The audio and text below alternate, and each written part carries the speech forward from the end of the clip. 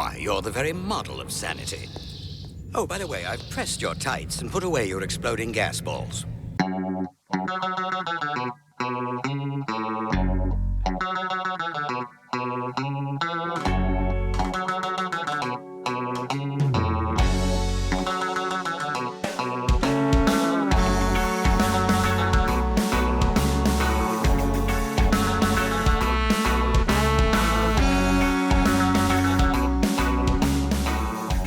Hello and welcome to episode 2 of the Misanthropod Movie Club. Yeah. Doodaloo-doo. Are we just going to make noises at the start of these now? Yep. Well, fine. I mean, technically speech is just making noise. I mean, this is true. Yeah. This is true. There needs to be some sort of carryover from the whatever the fuck the previous iteration was. Yeah, exactly. What, And it's not just me talking about dicks. it's what we're carrying over that we slowly got worse and worse at introducing this podcast. Let's hope not. Hello, everybody. I'm Snipe, and I am joined, as always, by my lovely compatriots, one of which is called Wib. Say hello. Hello. And the other one, which is known as Drumbly Bumbly. Say hello, Drumbly Bum. Hellumbly bumbly. That was English. How are you two lovely gentlemen doing this fine evening?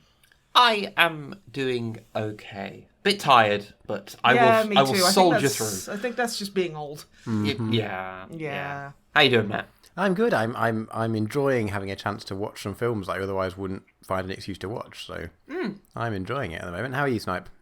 I'm fine, thank you very much.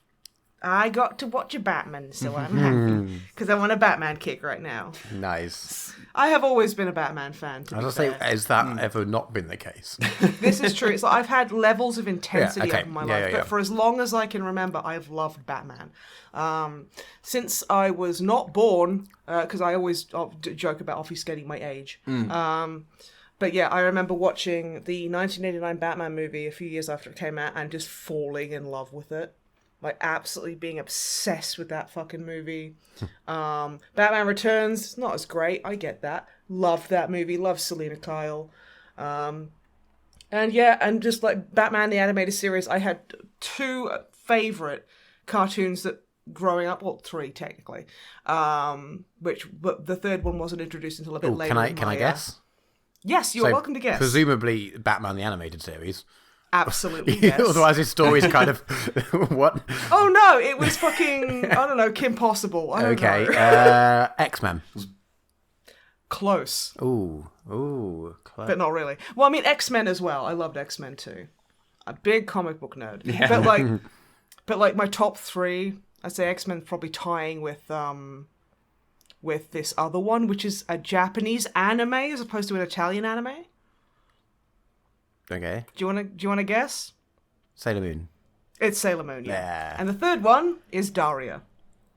Which is that I don't see that as very That's a bit late, though. That's a lot later. But that kind of like that was when I was kind of entering my teenage years, and I was like, holy shit! okay. You mean I can just do things? You see, I thought the third one was going to be Biker Mice from Mars. There's that. Okay, it's not good. No, it's not good. but I love it. Since when, as a cartoon being good, had anything to do with whether, like, any of us as a kid were obsessed with Batman the Animated Series was fucking transcendental. I mean, yes, it's very good, but, like, that doesn't mean that we didn't also like some hot piss as well. oh, I love hot piss. It's so much better than cold piss. Anyway, to people that didn't listen to the last episode, which technically has not gone live yet. Well, it so I obviously don't know- will at some point, unless we release this first because we're but- doing a Firefly. Well, when we're recording this, and I can only really cater for the fact that, you know, the point in time we currently exist, you know, that's just... We've got to sort of assume how that time has passed, otherwise... Anyway, let's fucking do this. So okay. today, it was my suggestion for the movie for us to watch, which is 1993's Batman Mask of the Phantasm, which is an animated movie of Batman, done by the same people who did the animated series in the same kind of style.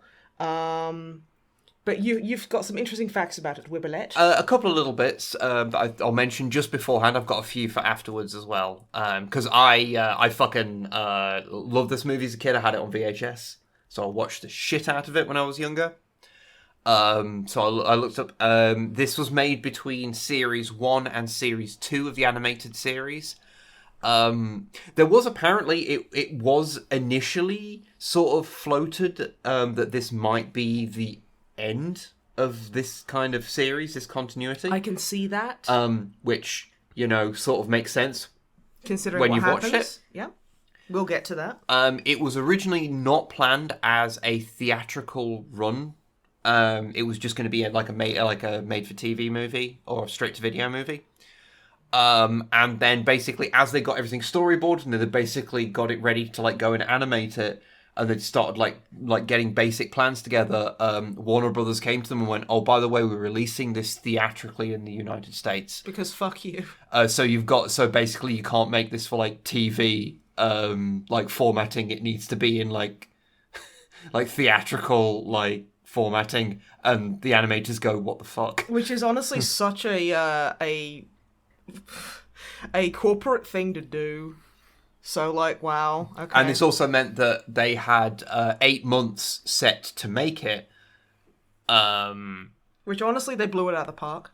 and which would be fine for a made-for-TV thing, but for a theatrical thing, theatrical animated movie, you're looking at least 2 years. So, bearing in mind what this, you know, how this movie turned out, they also had like a third of the time to make it as they should have had, basically.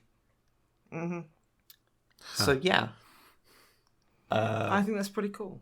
yeah. So do you? You are in charge for this run through. So do you want to take us through Batman, the animated movie, Mask of the Phantasm? I abso-fucking-lutely do. Thank you very, very much. Okay, Batman Mask of the Phantasm opens with a very fun pan over a CGI Gotham City, which, I'm not gonna lie, it made me giddy to hear the music kick up and see that kind of strange kind of Art Deco style that the animated series was set in. Just, I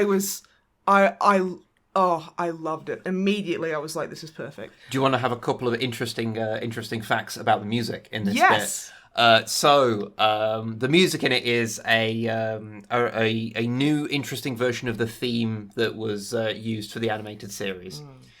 And what makes it interesting is that it has a core, like a what's the word? A Latin choir. A choir, that's the word. I could have forgot the word choir, apparently. They had a choir, and they sound like they're singing Latin. They are not singing Latin. Do you want to know what they're actually singing? They're singing backwards, and they're saying, don't let Bruce Timm draw Harley Quinn anymore. Also, don't listen to him about who Batman should kiss. They were actually singing backwards words, but it was the names of, like, Warner Brothers staff. That's really fun. Also, that's cool. Also working on the soundtrack, like playing, working with one of the synthesizers, was someone who kind of becomes quite famous later for making, and made a Batman theme for himself later, Hans Zimmer. No way. Yeah, he's one of the people that worked on synthesizers for the soundtrack. Wow. Small world, ain't it? So carry on. This is like the only interesting facts I have the whole way, so I won't completely drag it to a halt every 5 minutes. That's very thoughtful of you. I can imagine that's really annoying if someone does that. Can't relate. So as we finish our text scroll, we go and we have a look into there's a room with a bunch of mobsters doing some shady dealings, and they're dealing with counterfeit money and talking about, you know, how they're going to distribute it through a casino. And then Batman jumps in because he's like, excuse you, not a fan. You don't do a crime when I'm here. You're doing a crime right in front of me and my bat salad, and he gets very and a very fun fight scene ensues where, like, I don't know, like watching like a lot of modern cartoons, I'm always surprised to see actual guns rather than just like gun shapes that make pew noises. You know what I mean? It's always like, oh shit, yeah, because you know Batman's supposed to be set in like the 50s. I would say that. But this is kind of like, once you get to this level, this kind of time frame with Batman, it is just very kind of like anachronistic. So you've got the police blimps and stuff like that, but you've got a lot of more modern kind of things. They've got like modern computers. They've got modern, like 1989. Really, I think the Michael Keaton,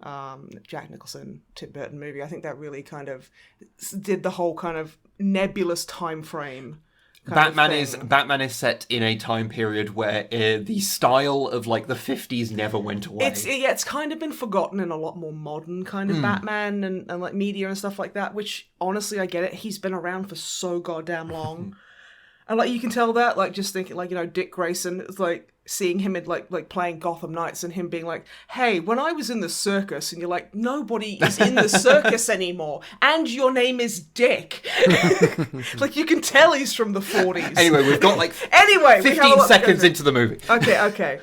So Batman comes in, and but the lead gangster who's presenting all this counterfeit money, Chucky Soul is his name, which is they picked that name. He manages to get away from the scuffle, and so Batman's like, all right, I'm gonna follow him, and there's a very funny kind of thing he does to knock a gangster unconscious, where he flips a table on him, so it's pressing him against the floor, and as he's like leaving to follow this gangster Chucky, he like stamps on the table and smushes the guy, which is so needlessly mean. I loved it. He does it so nonchalantly as well. It's like it hard. looks like he's smacking he's tapping a brake. Yeah, like, it's very fun.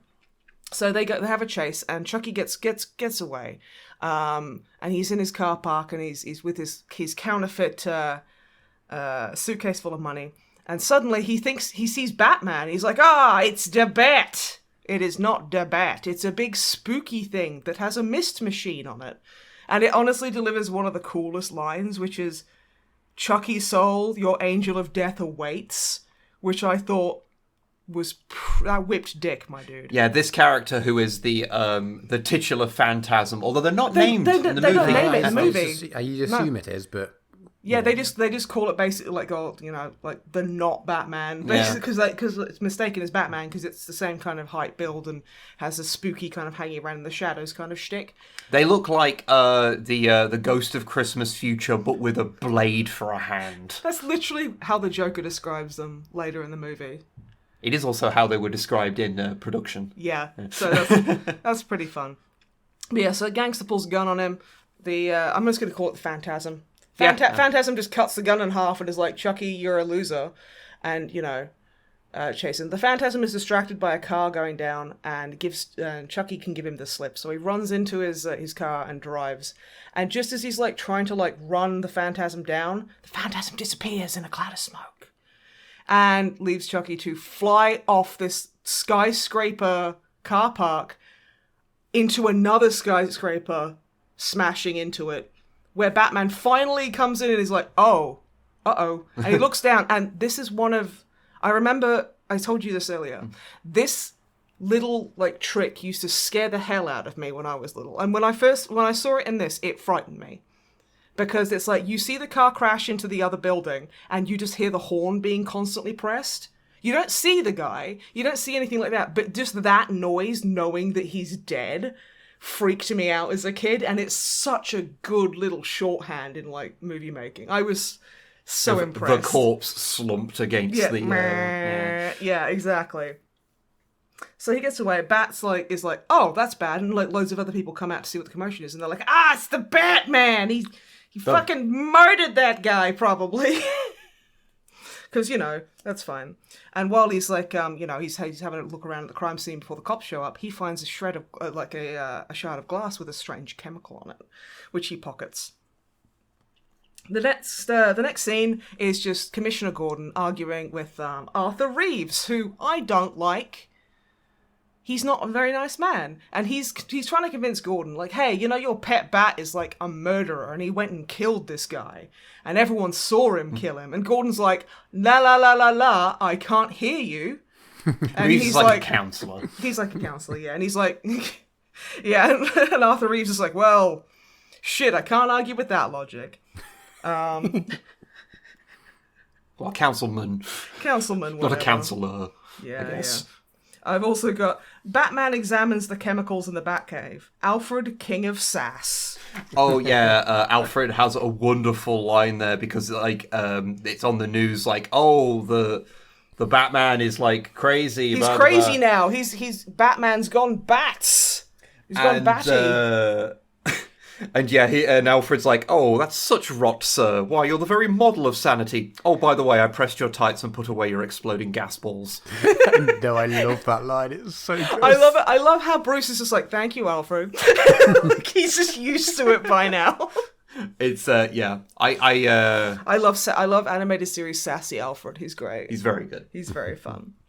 Then we cut to a mysterious woman on a plane who's on the phone to Arthur, the anti-Bat councilman I have written down. And, you know, he's all like, hey, maybe you could be in town. You want to, like, maybe go to get dinner? And she's like, okay.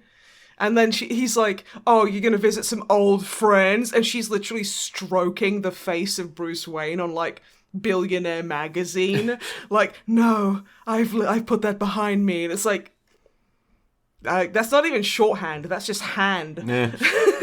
It's just not. And then you see Bruce Wayne he's having a swanky party at the Wayne Manor, being surrounded by a bunch of very problematic stereotypes.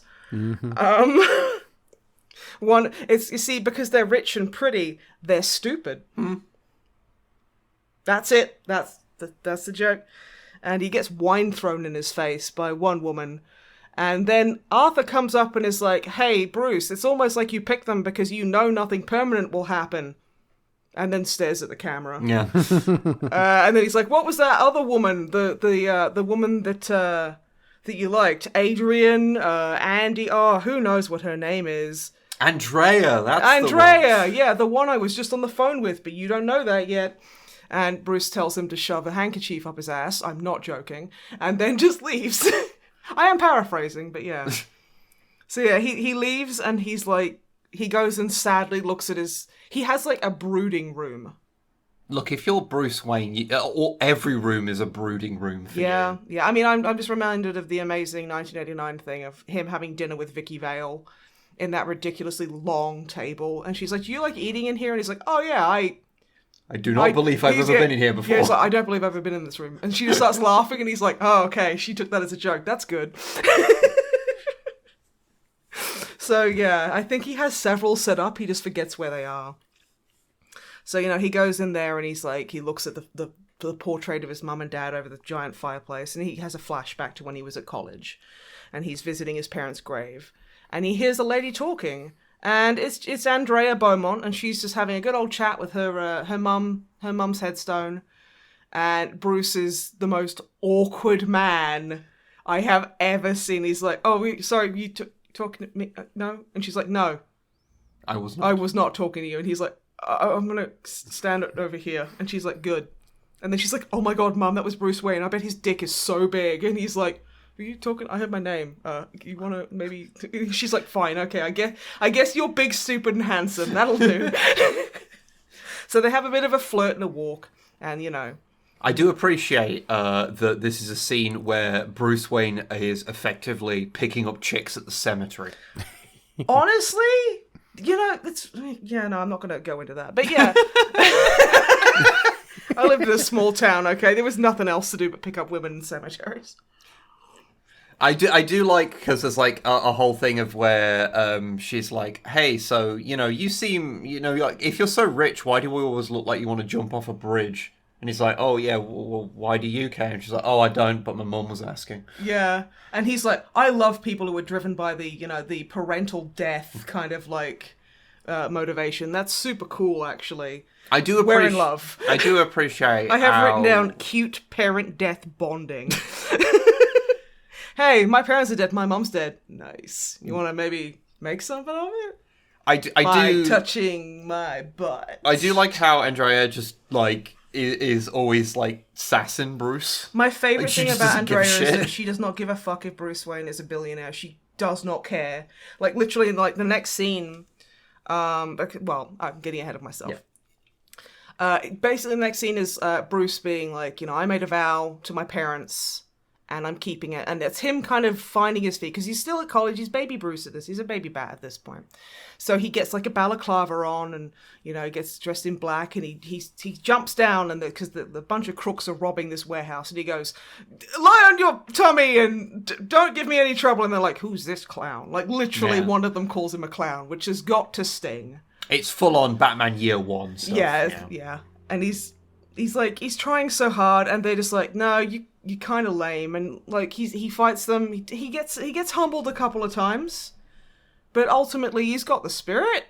He does all right. But the guy driving the truck gets away, so he gives chase. And I have written down, he's wearing dress shoes to chase a truck. I'm like looking at those going, those are Gucci. Look, if you are a billionaire, I imagine you sit there and you go, oh well, I'm gonna wear my bad shoes. I'll just wear the Gucci's. I'll just wear the Gucci ones. Yeah, these are like last season. They're practically trash. I say as if I know anything about shoes that cost more than £25. Well, okay, that's fair. That's fair. Just say Louboutin and you'll be fine. They're the ones that try to copyright colour on the soles. Oh, okay. Black shoes with the red soles, which look gorgeous, by the way, but they've copyrighted the exact colour for use on the soles of black shoes because money can just mean that you can do whatever the fuck you want, which is so awful, disheartening and terrible. But yeah, so he's chasing down this truck like Terminator 2 style. He's like clambering all over it, and you get a fun little thing of because it clips a police car with a couple of trooper patrolmen in them, and one of them is a young Bullock, who is like the detective that you see in BTAS a lot, who's just... A bit of a dickhead. He's a bit of a dickhead. He fucking hates Batman. He's like, I don't like the bat. And he's always got like a toothpick in his mouth and stuff. And he's always like, what if we killed the Batman? That'd be cool. He just doesn't like him. So they give chase. And Bruce, he's like climbing on top of the cab, like for where the driver is, and just pulls out a hammer and starts hammering the windshield. I do have in my notes. Bat hammer! Yeah, my notes do say bat hammer the windshield. Yeah, yes, yeah, it's like, what? I also just want to ask a question. Did they actually mention what was being stolen? It's literally, you see the crates explode, and there's nothing in them. I know that's like an animation budget thing, but I am like, nothing was, like, you don't really know where they are. It might be in Gotham, like, River. It might be near the docks. Who knows? They're stealing from the box factory. They're stealing from the box factory. Those boxes were antiques, goddammit. So he's like smashing this windshield in with just a hammer that you can buy at B&Q, which mad respect to Bruce Wayne there. Yeah, once he becomes Batman, he'll have to make some like little resin wings. He'll make to the handle the black and then put two wings on like the hammerhead. It'll be amazing. Oh no! Like, you know the claw part of the claw hammer? It's like the back of the 1989 Batmobile. Like two little fins. There you go. I really want that now. And he gets bucked off because the guy's like, "This is a crazy man in very expensive shoes with a hammer on my fucking truck." And that is not something anyone is, like, able to deal with. That is a weird thing I'm not sure about. So then, you know, he gets bucked off and he throws, like, little spiky balls at the tires and it pops them. And it's a very kind of, like, again, T2, the truck topples onto its side and it skids to a halt. And he's on the front, hanging on for dear life, and he very nearly gets crushed against a wall. But he gets away just in time. And he's like, oh, this is so cool, what a rush. And he goes in and he's like, wee, I did it, but they just weren't afraid of me. Maybe because I'm just some fuck. Yeah, because I'm just some guy. I'm just some fucking guy who was like, stop stealing, for real, stop it. And they were like, no. And then Bruce Wayne took that personally. Yeah. And I love how you see him drawing his, like, bat sonar. But before it's a bat sonar, it's like basically It's man. He's drawing man. Yeah, he's drawing what would be Batman without the bat. So no ears, Man. no symbol. Just man. He's just man. Yeah, here comes the man, and he gets mad. But yeah, and then, like, you see the next day or two, and he's covered in bandages because obviously he took a beating, and he's doing the white dude thing of he's in a gi, and he's just like punching the air in his garden. And Alfred, the king of sass, comes out and goes, are you sure you won't reconsider rugby? And I'm like, yeah. To be fair, the thigh's in Arkham Asylum on Batman. Jesus Christ, that man is a rugby player. You can't convince me otherwise. And, you know, he's just like, no, I need to be scary. Maybe if I was more than man. And then Andrea shows up and she's like, you don't write, you don't call. It's been like 3 days. Yeah, he's like, oh, was I supposed to call you? And she's like, yes, you idiot. He was like, God, I'm so bad with women. And it's like, yes, I'm inclined to agree. I do like that what she says, because she notices how he's all bandaged up. And she's like, oh, what did you do? Trip over some money? It's like, oh no. And it's like, I love her. She's amazing. And then he, like, has the gall, because she's, like, standing there watching him, because Alfred buggers off to get more glasses for lemonade or whatever. She's watching him do punching, and she's like, so, what are you doing? And he's like, oh, jujitsu. It takes a long time to master, actually. He's like mansplaining, like, martial arts to her. And she just, like, bodily throws, she just, like, judo throws him. And just humbles the fuck out of him. I did read when I was doing research on this on the trivia of what Bruce is doing. I don't think it's is not jujitsu, but the throw that Andrea does is actually jujitsu. I wouldn't be surprised if they did that deliberately just to make Bruce look more of a himbo, because that's fantastic. I think it might have just been an honest mistake. Well, let's pretend it wasn't. That's fine. But yeah, no, she like properly yeets him, and he's like, okay. And she's like, oh yeah, I took like self-defense classes for girls. And he's like, that's so hot. I love it when women humble me. And, like, then he trips her over and they make out. And, like, Alfred has, like, the mum with the drinks tray moment where he comes out and goes, whoop, and then turns around and leaves them to it. Which I thought was quite cute. Then we cut to modern day again, with the same cemetery, but at night. And this time, there's a gangster getting out of his car. And he's got a nice fancy wreath. And I don't know why it's a wreath. Is that something you take to things? Yeah, a wreath. Is that something you're supposed to do around a particular season, or just in general? No, it's just a way of putting flowers down. Okay, anyone in my family who's died has been on the other end of the world from me, so I've never actually done that. So I don't know how much people do it now. I'll hook up in a graveyard, but I will not take flowers to one. Okay, that's weird. That's the line. Yes, that's the line. Yeah. But yeah, and Mr. Buzz Bronsky, which who the fuck is naming these people? I think it might be Buzz Bronsky. It's Buzz Bronsky. I didn't make a note of everyone's names. The mob names. boss gets out and he's like, yeah, boys, wait here. I'm gonna visit an old friend or whatever. And he's going to visit Chucky Soul, the guy that everyone thinks Batman killed. And he goes in there and he's like, he walks up to his grave and he's like, you always wear a loser, Chuck, and chucks the thing. And then the spooky fog machine starts and the gangster can smell pineapple. I don't know why I always associate pineapple scent with like fog machines. It's just the way it goes. Okay. My weird religious cult school had they had a fog machine and they only ever bought pineapple scented smoke. So when we ever did like plays or anything like that, they would just pump out all this caustic like pineapple smelling smoke. It was a time. Anyway. All right. So yeah, this is just my headcanon here. Pineapple scented smoke from the Phantasm. Pumping out, and there's like, it's my notes say Buzz Bronsky chucks a wreath on Sol's grave and tells him it was a skill issue because kind of he got bodied, and then the Phantasm shows up and is all like, Buzz Bronsky, is that really your fucking name, dude? What the hell? The Phantasm does the whole "your angel of death awaits" which thing makes again. me think of, okay, there's an organization in the Batman lore called the Court of Owls, and when a Talon, which is what the Court of Owls refer to their assassins as, will go and kill someone for them, they will say their name and go, the Court of Owls has deemed you to die, or something fancy like that, and that is so cool, and it kind of like, I like that. I like having a catchphrase like "your angel of death awaits." It's like, okay, that's really fun. I don't know. It's really cool. It's quotable. It's fun to do.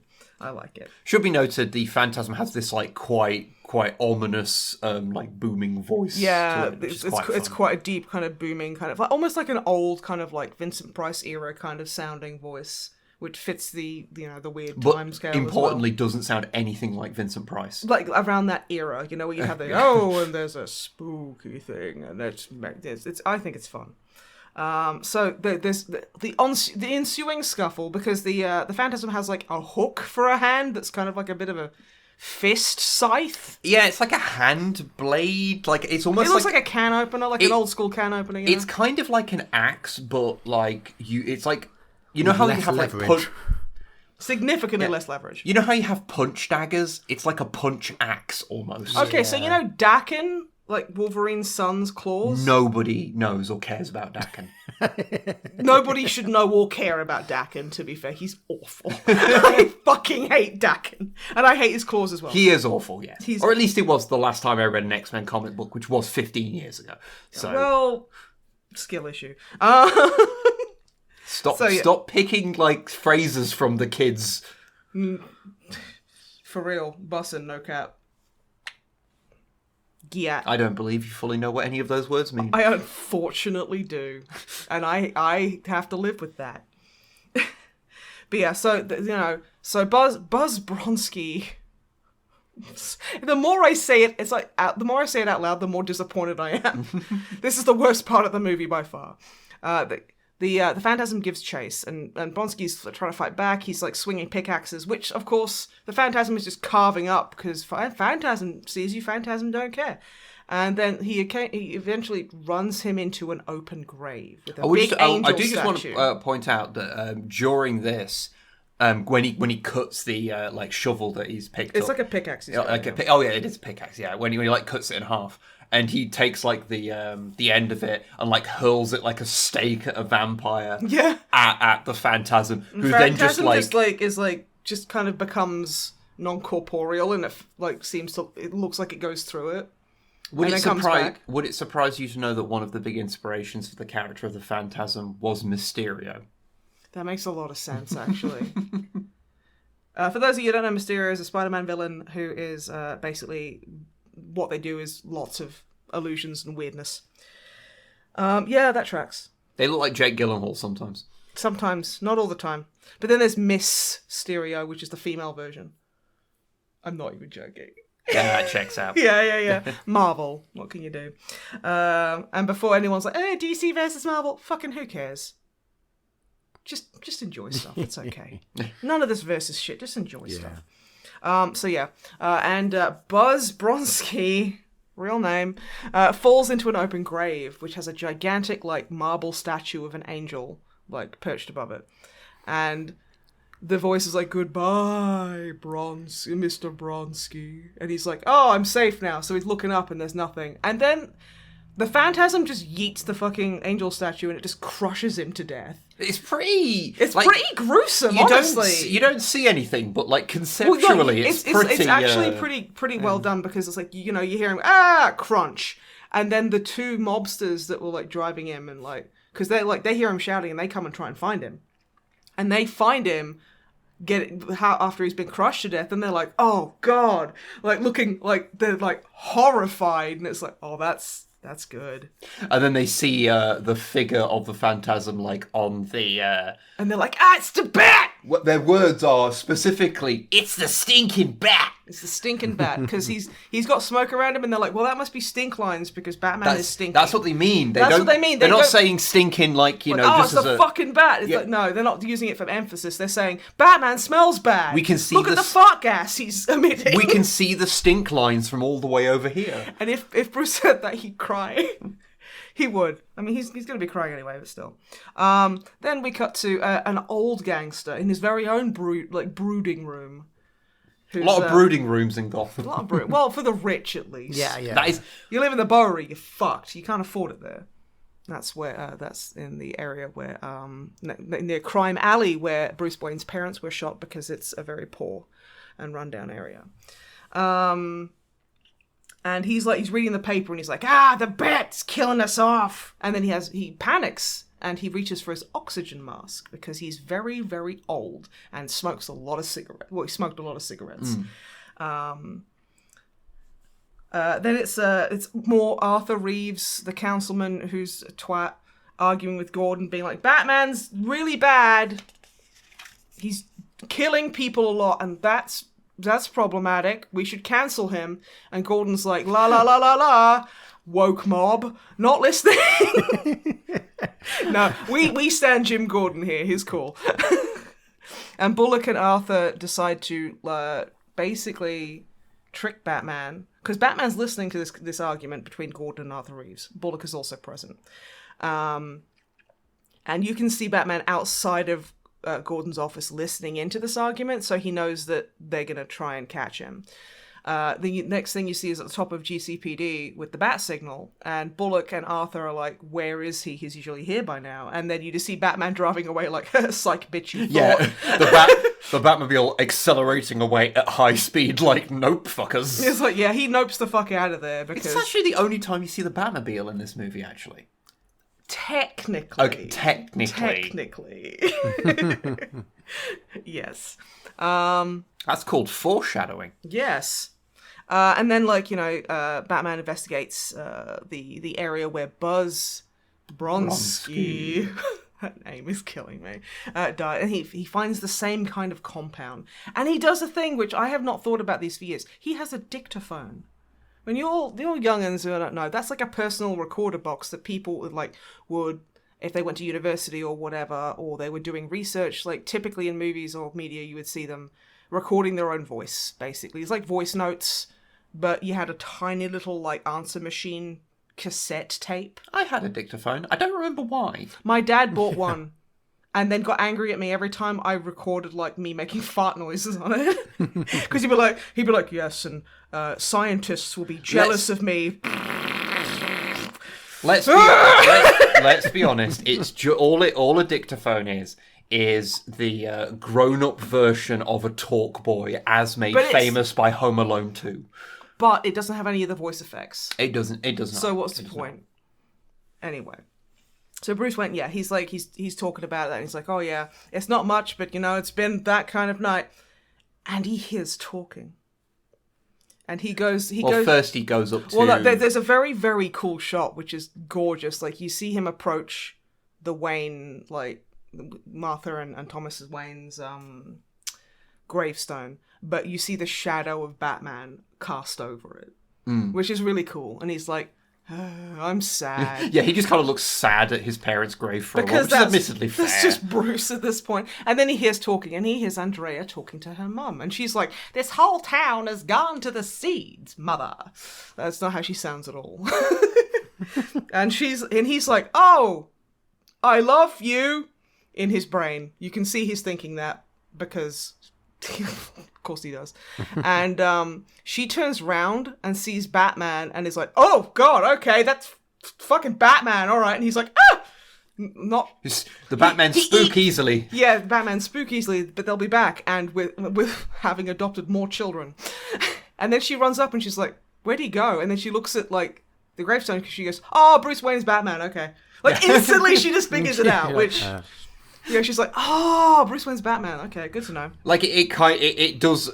You later find out context that means it's not quite such an outrageous, like, thing for her to instantly know. But it does kind of just go, wow, everyone in this town is really stupid, and she's just like... She's the only person with pattern recognition in Gotham City. That's why he's such a good detective. I feel like Gotham might just have, like, a lot of lead pipes, and so everyone's got low-key lead poisoning. You say that, but canonically, the healthcare system is legendary in Gotham City. Because the Wayne Foundation basically makes it free for people. So if they had there's a limit to how much lead poisoning you can deal with. And Andrea comes from Gotham City, not as much lead poisoning as you'd think, but more than you'd hope. And Andrea's just come from out of town, so it hasn't had a chance to kick in and really lower her IQ down a few points. She was raised in Gotham. Yeah, but, she's not spent the entire time She was drinking Evian. The whole time. The whole time. She was just drinking bottled water. That's why she's the only other person in Gotham with pattern recognition. But yeah. And then you see Andrea and Arthur, I hate him. And he's like talking to her about money or something, and she's like playing with a very distinct, ugly, big locket that's terrible and I hate. Awful, awful looking thing. This big gold, she's basically got like a big medallion on. She looks ridiculous. And she's like, sorry, Arthur, I wasn't listening because you're not an interesting enough person to keep my attention. And he's like, yeah, I get that. And then tries to like make a move on her. And she's like, And Batman is literally directly opposite this giant, like this romantic restaurant skyscraper, like sitting in between a couple of gargoyles with his binoculars, just glaring angrily at them in the rain, staring fucking daggers. And he does the bat glare, like when it zooms in on his face, and then his eyes just glare a little bit, and he does that into a pair of binoculars. Well, it's serious because it gets to one of those points where his face is painted and only his eyes are like cell animated. Yeah, they're the only ones animated because it's like a proper painting. Yeah, that's how you know he's really going through it. That's the real back glare. Yeah, so he's like super mad, and then he has a flashback to them having a date at Gotham's World's Fair. All these flashbacks are inspired by Citizen Kane, by the way. Really? Yeah, that's where sort of... I don't know. I've never seen Citizen Kane. I've heard it's a bit slow. I have seen Citizen Kane once. I feel it's bad for us to start a movie podcast, and I'm like, and you're like, Oh no, I've I've not seen all the Citizen important Kane. ones. You know, Transformers, Death Becomes Her. All of the actual cultural staples. Pink Flamingos, you name it. I saw Citizen Kane when I was a teenager, and not really. Really couldn't get access to any pornography at all, huh? No. Internet down? I feel I should watch Citizen Kane again now I am an adult, and I feel I would probably enjoy it a bit more now. It's also, it strikes me something quite difficult to go back to. Maybe you should just time travel. Okay, I'll time travel to whenever Citizen Kane came out and watch it then. Yeah. Anyway, they have a flashback to them going out on a date to Gotham's World Fair, which honestly just looks... It's a bit like World of the... Was it the Land of the Future or Tomorrowland or something from Disneyland? Yes. It's basically just, this is the house of the future, Yeah, and this is the city, and it's like a miniature... It's a really cool, like, little miniature kind of like futurized Gotham model, which I think is really cool. And they go on, like, you know, the tour through, like, you know, through the house of tomorrow, and there's like a robot cutting up food, and there's a robot dog, and there's a self like priming oven or what, you know, all that kind of like Jetsons level of future shit. Yeah, it is based on the real life World's Fairs that they used to do. Yeah. And then you know there is like a theme tune of like that's it's very there is I think it's one of the 60s World Fairs that Disney Walt Disney did, like, got really heavily involved in, and that's where like a lot of like the ideas for like Tomorrowland came from. So but yeah, and then they get around, they're looking around like a showroom, and Andrea's like talking about the future, and he turns around and he's like, "Ugh!" and makes like caveman noise and just kind of slumps towards the Batmobile, or what he's going to turn into the Batmobile, which I think is very cool. She's like, "What are you thinking, Bruce?" He's like, "About the future of being man." No, terrible name. Work in progress. She just say like, "Oh, do you think we're ever going to see any of this stuff in the future?" And like, he's just looked at a car that I kind of feel that it's because I literally have a model of it on my desktop right now. I'm looking at it. Because there is an episode of the animated series where it shows the Batmobile being built. So this isn't a car that was turned into the Batmobile, but it's like the inspiration behind it. I think is what the intention. Yeah. But it is still very fun. It's very cool. And then she's like, "Hey, Bruce, meet my dad." And he's like, "Okay." And then she's like, "Cool, I'll call him now." And he's like, "Alfred, what the fuck did I just agree to? She's using my car phone to call her dad." And he just kind of screams internally. And he's like, "Oh, I must be going crazy, Alfred." And Alfred's like, I think this is the opposite of crazy. This is normal. It's good for you. Snark, snark, snark. But like complimentary. So they go to meet Andrea's father, who is a really nice guy. He works in finance. He's like, "Bruce, come, I've heard all about you, but not about your man persona or your fursona that you're working on. That's a bit much." And Bruce is just perfect. Honestly, he is doing his perfect husband material kind of like thing. I'm like, I want him to marry my child. I am never going to have one. He can marry me instead. That's fine. What does it say about you if your hall pass is Bruce Wayne? Or Batman? Ooh, there's an interesting point. That's something I'll ask. What, whether Batman and Bruce Wayne are separate characters or the same thing? No. Like, because, Bruce Wayne is a persona. Well, you see, the Playboy persona is to throw people off the scent. It's not really leaned into that hard in the animated series. But it is in, like the Christian Bale movie. They really leaned hard on it there. The idea that the Bruce Batman Wayne's just is a baffled idiot, and Batman's like this really stoic, because that's Bruce Wayne. Like Batman, that's who he really is. So whatever. But yeah, so they get and they're chatting, and like Arthur is there being an underling, because that's this is when they're still in college, they're still young, and Arthur's like, "Well, I'm a big fucking nerd. I really want to make out with Andrea. God, I suck." I'm paraphrasing, but that's basically what he says. And I wrote down Carl Beaumont, which is Andrea Beaumont's dad, smoke show secretary, because I am obsessed with this woman. She pops in, she's like, "Mr. Belmont," and I was like, she's got red eyes. She's got dark hair. Perfect woman. I'm in love. We're married. I am going to be honest. until you mentioned her, I forgot that she was a character in the movie. Because she is in it for approximately 3 seconds. And this is why I'm a feminist and you two aren't. Because I will oogle that secretary respectfully. Unlike you motherfuckers who... Okay, no, I am joking. She pops in and she's like, Mr. Valestra. Fantastic name. That sounds like, oh yeah, this is my half-elf paladin, Valestra. Beautiful. Love it. No notes. Perfect. Is here to see you, says he has an appointment.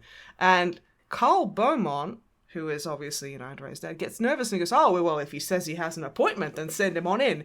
And in walks the most mafia TM motherfucker, surprising nobody. Who is obviously the old guy we Who's saw obviously earlier. the old guy with breathing troubles that you see in the present day. And he's like, okay, Andrea and Bruce, you can leave now and forget every person you've seen. That's cool. I'm a legitimate businessman. And you see them leave, and Bruce says something. It's so fun. He's like, oh, I don't tell if my shirt just got bigger or that's my skin crawling. And I'm like, what? I don't get it. But anyway, there's a guy who looks suspiciously like the Joker, who is the driver of the car that this man appeared in. And I was like, that's the Joker. You can tell because his nose looks like a sad banana. But he's not got Joker But skin. he's pre-Joker Joker. Yeah. He's pre, vat of chemicals Joker. Yeah. Spoilers, but it's the guy who's obviously the Joker. Yeah, he's just having a cigarette and he's just like watching them and just being like, that's probably Batman. I mean, I don't know, maybe. So Andrea and Bruce leave, and they're still like, oh, that's creepy. Probably completely legitimate, though. Ha ha ha, don't think about it. And they come across, like, a motorcycle gang that consists of, I don't know, I'd like to think they're two, like... Yeah, you need to go over the Joker part, because that's where you were doing it. Okay, fine, okay. And they come out, and there is the car that Valestra came in, that is obviously being driven by pre-Joker Joker. He doesn't have a name in the series, but I always kind of see, like, that's good old Jacko boy. Jack Napier. Jack Napier, Yeah. which is a very powerful name. And I'm wondering if they called him that because the guy who played Alfred in the original TV series with Adam West, his surname was Napier. And I'm wondering if that's a reference. Possibly. Yeah, Possibly. Because nearly every single name that you hear or see in this movie is a reference to someone who works in the production staff. It's pretty fun. Yeah. So yeah. And they're walking along talking about how creepy and legitimate everything was. And they see... Now, I know how I see these two bike thugs. And I know it's not canon, but I want it to be. There's these two bike thugs that are literally driving around in a very tight circle around some street vendor. One of them has a chain, the other has a baseball bat. They're just doing great. And I personally, I see them as like two lovers.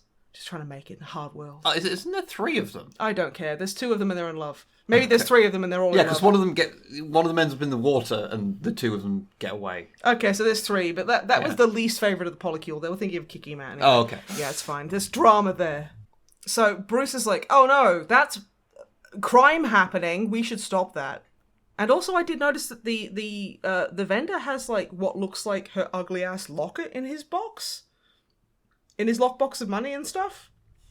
I don't think it is. I just think they were like, oh, we just need something that looks expensive. It's probably meant to be a pocket watch. It's probably meant to be a pocket watch because it's gross and terrible. I really hate her necklace. Yeah, so you have It's a real awful! axe to grind about that locket. It's stupid. I hate it. It's literally the size of a cup. It is unreasonably large. It is. She's like, oh, let me check the time, and it's just a fucking wall clock on her chest. So Bruce is on a date with Flavor Flav. He's terribly in love with Flavor Flav. And like he's like, oh god, we need to help, and she's like, no, don't, you'll get hurt. And he's like, no, I won't, I'm man. And then runs off to fight these guys. And he's doing pretty well, honestly. He's fighting the guy. The guy looks like John Travolta from Grease. He's a greaser. Yeah, he tosses one off into the water. He jerks one of them off. Bruce being a hero, running in, double-handing that one guy. Yeah. Sorry, I just thought it was the funniest way I could describe it. I'm just imagining. It's like Bruce runs in, jerks one of the criminals off, and she's like, Bruce... Hey, you'd stop doing a crime. Or would you? Or would you start doing more crime because you felt something?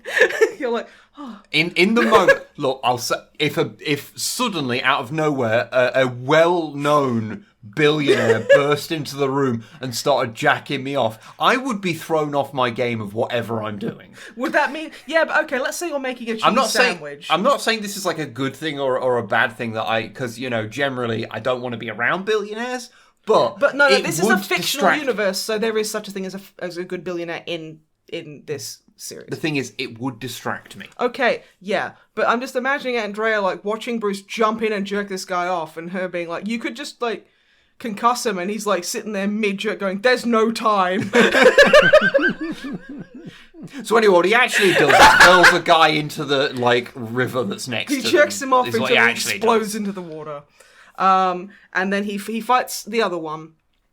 And then he realizes there's a guy driving at him with the bat, not the Batman. Like no, because you miss it because he does the really cool thing when he's fighting the guy with the chain, where like the guy's driving at him on the bike and go like heading towards him like wielding a chain, and Bruce literally like jumps at the bike and like and he steps punches on him straight in the face. Yeah, and just off the mudguard. Jumps off the mudguard and just punches the guy right in the face off the bike, and he's like, yeah, I'm so like he lands full chub. Yeah, he lands and he's like, I'm ready to jerk myself off now. This has been awesome. And because he's so distracted with, I don't know, he notices Andrea. I think he's like, oh yeah, Andrea's here. She is in danger. I'm not just here. I'm not just doing this alone. And then he gets a baseball bat broken on his stomach, which, if you've ever been hit by a baseball bat or even broken ribs, would fucking kill you. Also, a real statement to how hard those abs are. Rock solid Bruce's abs are. See, I was going to say, maybe how rock solid his dick is, because maybe he, like, in that moment, tucked it up under his belt. I've heard that's a technique some people do with unwanted boners. I don't know. So he's like, and the guy breaks a bat on his boner, and then he's like, ow, my boner, my bat boner, my bat meat, my little Batman. And that's when he comes up with the name for Batman. Yeah. Oh, okay. Yep. That is why he like. You think it's because of bats, and no, he's like, oh man, that bat really hurt. People, I should be afraid of bats. Is everyone afraid of bats? Which is why he dresses up as a wooden bat, and then everyone laughs at him. And then a minor rebranding later, but he'd already had the stationery made, so it was already Batman. So, and he was like, I'll just take out the hyphen. Yeah, it's fine. So we had to carve through like 30,000 pencils, taking out the hyphen and everything. Labor of love, really. Yeah. This is all fully canon. If you disagree, you're wrong and are a tourist. But yeah, I mixed it up. This is where he's thinking of the man persona, and he's like drawing it, and he throws it into the fire in his brooding room, and he's so. This is afterwards. This is afterwards because he's got his shit wrecked. He got humbled because he was like, oh shit, I'm worried about Andrea, and then he's like, oh god, and he's like having trouble because he's like, okay, I need to be man. I need to be the man who will be the Batman. I need to be that man. But also, if I'm worrying about someone, or if I'm worrying about not being able to come home to someone, I can't do this. Which is like the core of Bruce Wayne's character in a good few ways, which I think is pretty cool. And so while Bruce is kind of having like an existential crisis, being like, I can't be the man and the man who is the future Batman, who I don't know that yet, but man. And then, she's on the phone, and Alfred's like, well, you're going to make a decision then, because she's on the phone. And he's like, no, I don't want to talk to her. I'm going to run away and go cry at my parents' grave. There's actually a little animation thing here that I really love, because obviously, she's on, she's on the line, and Alfred's like, well, what do I tell her? And Bruce is like at the door frame, and he's like, look, I don't know. I just don't know. And he like slams his hand on the door frame, and as he's like walking out, there's just a little subtle bit of animation where he shakes his hand afterwards, and they do little things like this throughout the movie that so good. Like, just little subtle touches of animation that just make it feel like so much more real, verisimilitudinous. Yeah, because I don't like the animation is because it was originally supposed to be a TV movie and they didn't have the time. It's not got like the showiness of like big budget animation. It is still very it is very obviously made in the same kind of way and in the same kind of style that the animated series was. But I think there are still some moments where they really do show off their better budget of animation. Just being able to the do little hand wiggle, and just like, little so subtle things cool. like that you know, in like a lot of shows they wouldn't really do for like time constraints, but they allow themselves to kind of do. And there's just a few moments like that. And I just wanted to say to the animators of Mask of the Phantasm, who are listening, I appreciate that stuff. Yes. Honestly, like seeing those little touches it's fantastic. It's so fun. So yeah, he storms off, and because it's Gotham, it's pouring with rain. Because Gotham is basically England, but in America. So it's fucking the worst of everything.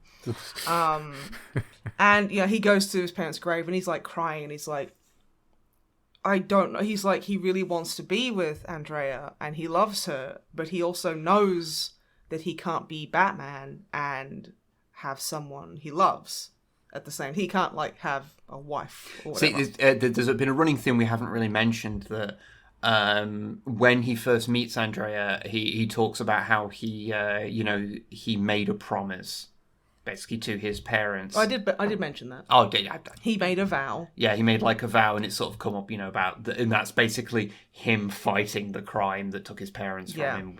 And this scene is really heartbreaking because he's like standing there and he's like, I can't do this. I'll give the police force a lot of money and I'll donate to all these like social programs and everything, but I can't do this. I can't be a vigilante. There's a particular line that I really like. Can I see if it, because I wrote this one down as well? Because it's just fucking heartbreaking, which is like, he's there, he's like at his parents' thing, he's like on his knees crying at the fucking tombstone. and he's like, look, I didn't know, like, everything is different now. I didn't know it was I didn't count on being happy. Yeah, that's the one. That broke my fucking heart. I was so upset. And like, and just the whole kind of like thing, it's like, I've got it down, it's like he feels guilt for healing. Yeah, he's like... Because he's like, I'm not... my pain has healed a bit. That's bad. That's awful. I've done something wrong. And I'm like, oh my God. I think he does say, like, it doesn't hurt that much anymore. Yeah, it doesn't hurt that much anymore. And it's like... it's a fucking heartbreaking scene. It's horrible. Yeah. And then, like, and it's really... I got emotional. I was like, oh no, my emotions. And then Andrea pops up and she's like... Because he's literally begging this tombstone. He's like, tell me it's okay. And she shows up and she's like, well, maybe they already have. Maybe that's why I'm here.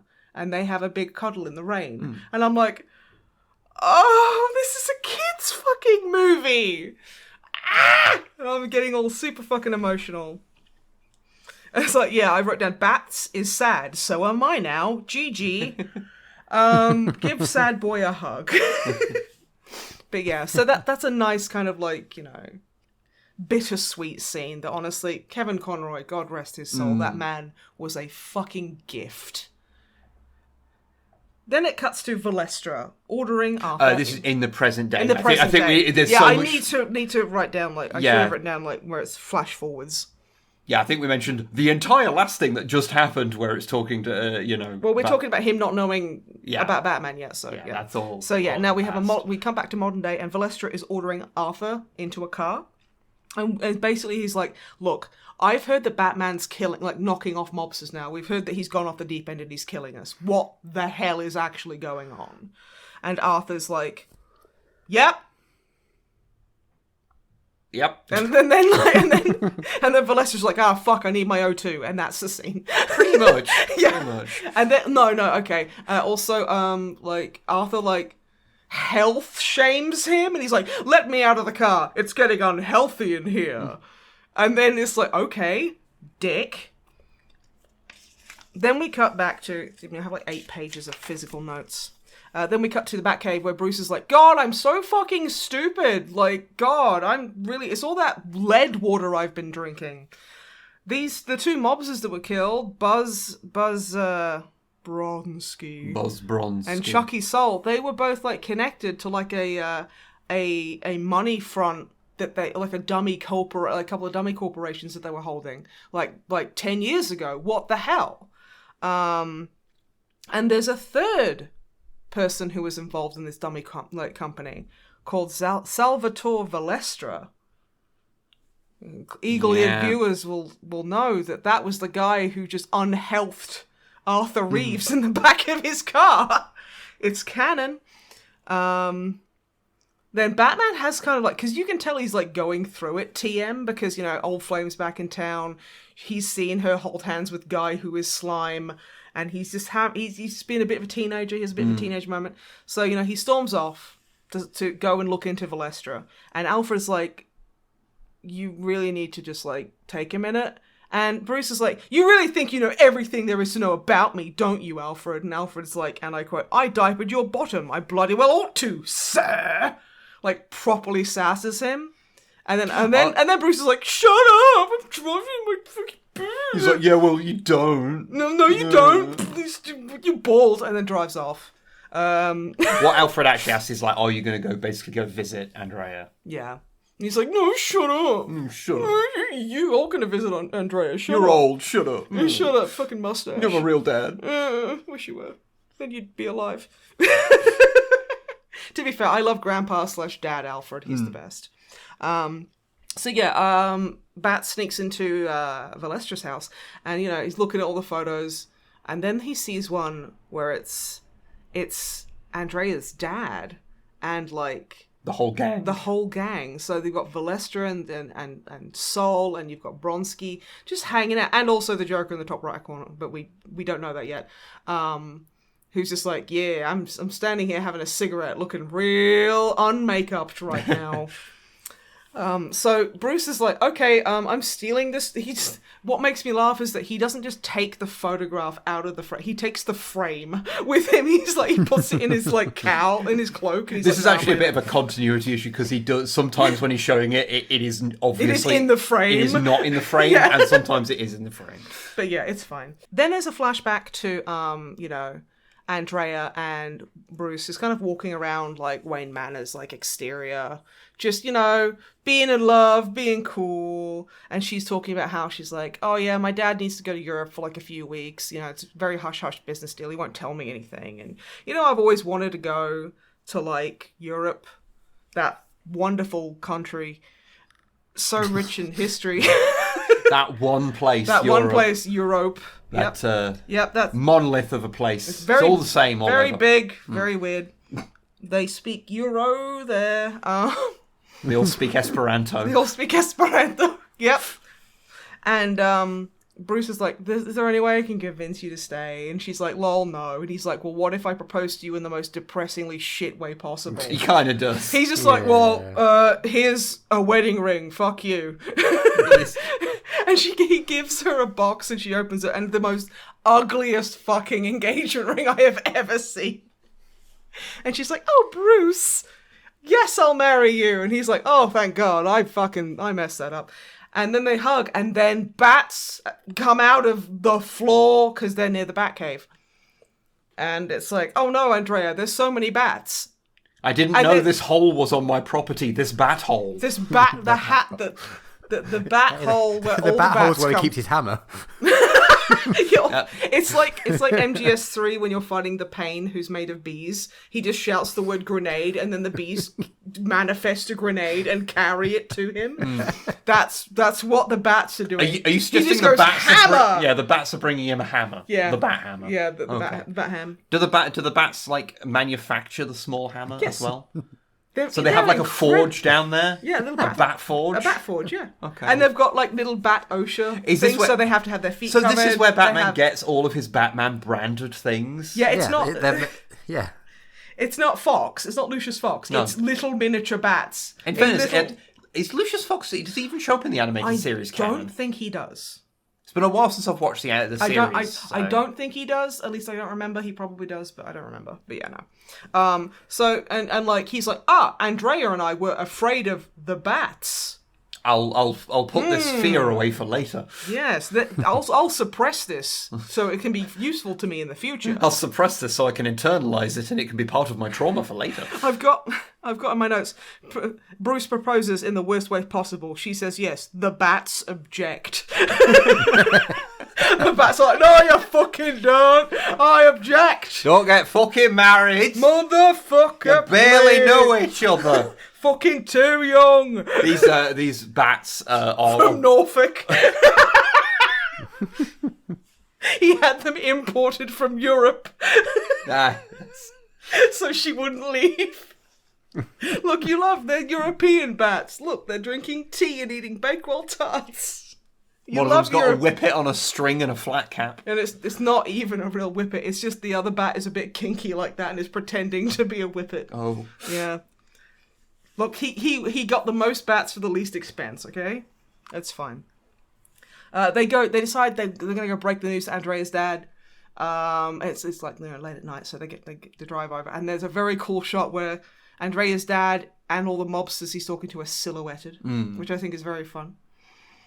And she's like, oh, the mob's here, that's fine. I'll see you tomorrow, Bruce. I love you, love being married. I'd love the idea of being married to you. That's super cool. Can't wait to actually get married to you, which we'll definitely do. Finger guns, leaves. And Bruce is all like, well, that went well. And then they go home.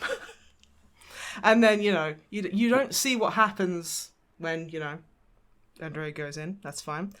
Then, like, the next day in the flashback, you see Bruce. Look, you don't even see Bruce in the cave. You just hear him going, "Hey, Alfred, there's so many fucking bats down here. I am knee deep in bat ass. It's so weird." Why do we have so many bats on the property, and why did we not notice this before yesterday? I would have thought if we had literally thousands of bats on the property, we would have noticed. 400 metric tons of bats. Living under my house. I guess I've just been really involved in my own shit for a while. It's like he turns the tap on and a bat comes out. He drinks the bat.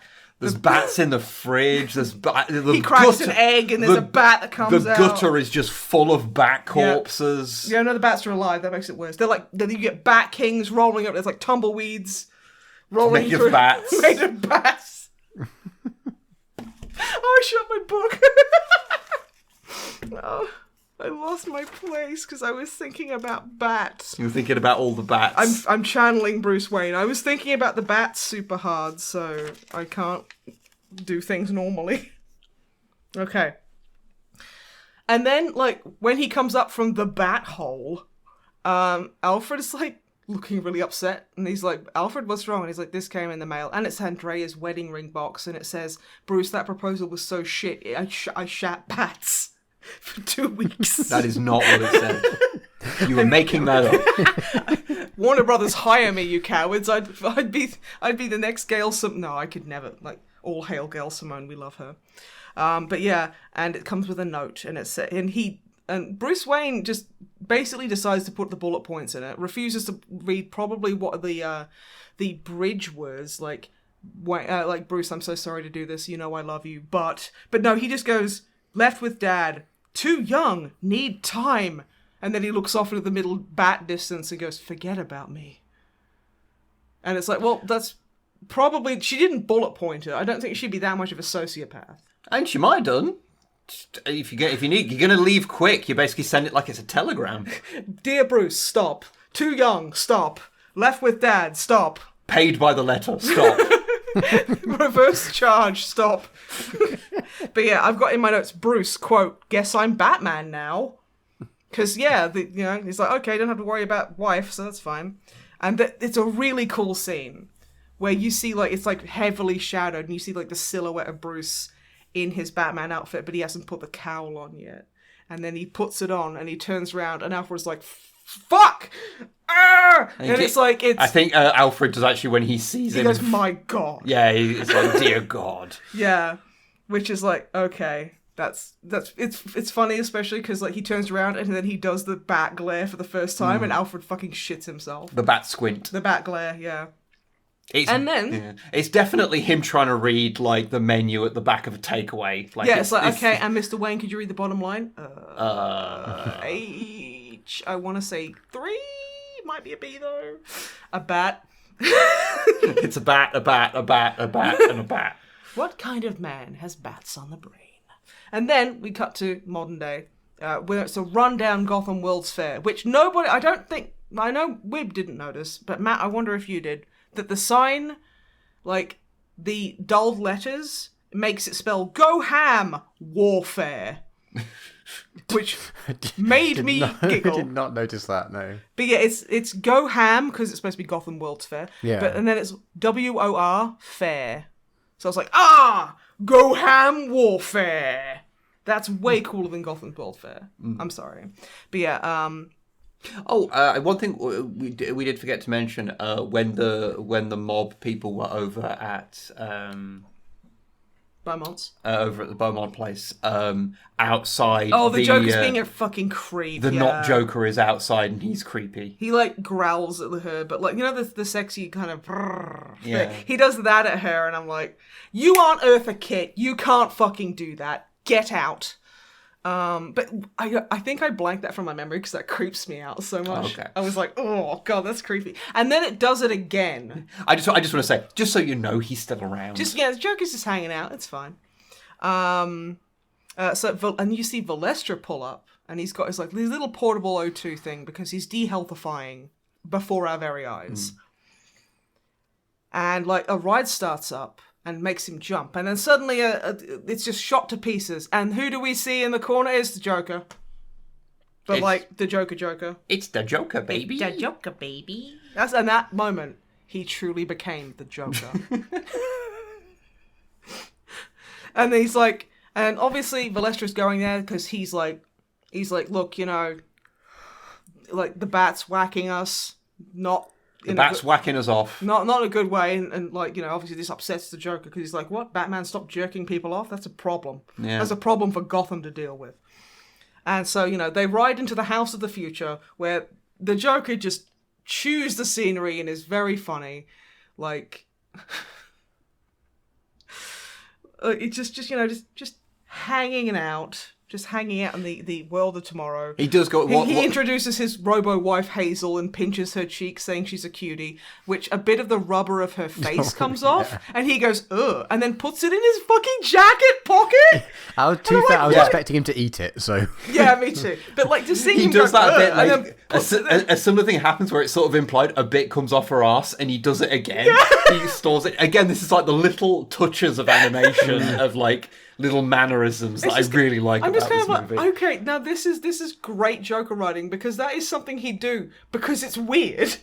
And it's ultimately, it doesn't mean anything. It's just strange. Like, this is the Mark Hamill Joker, so he's, you know, Love the Mark Hamill he's Joker. doing it. There's a lot of just fun about his performance. Like, And he's very musical laughter. Yeah.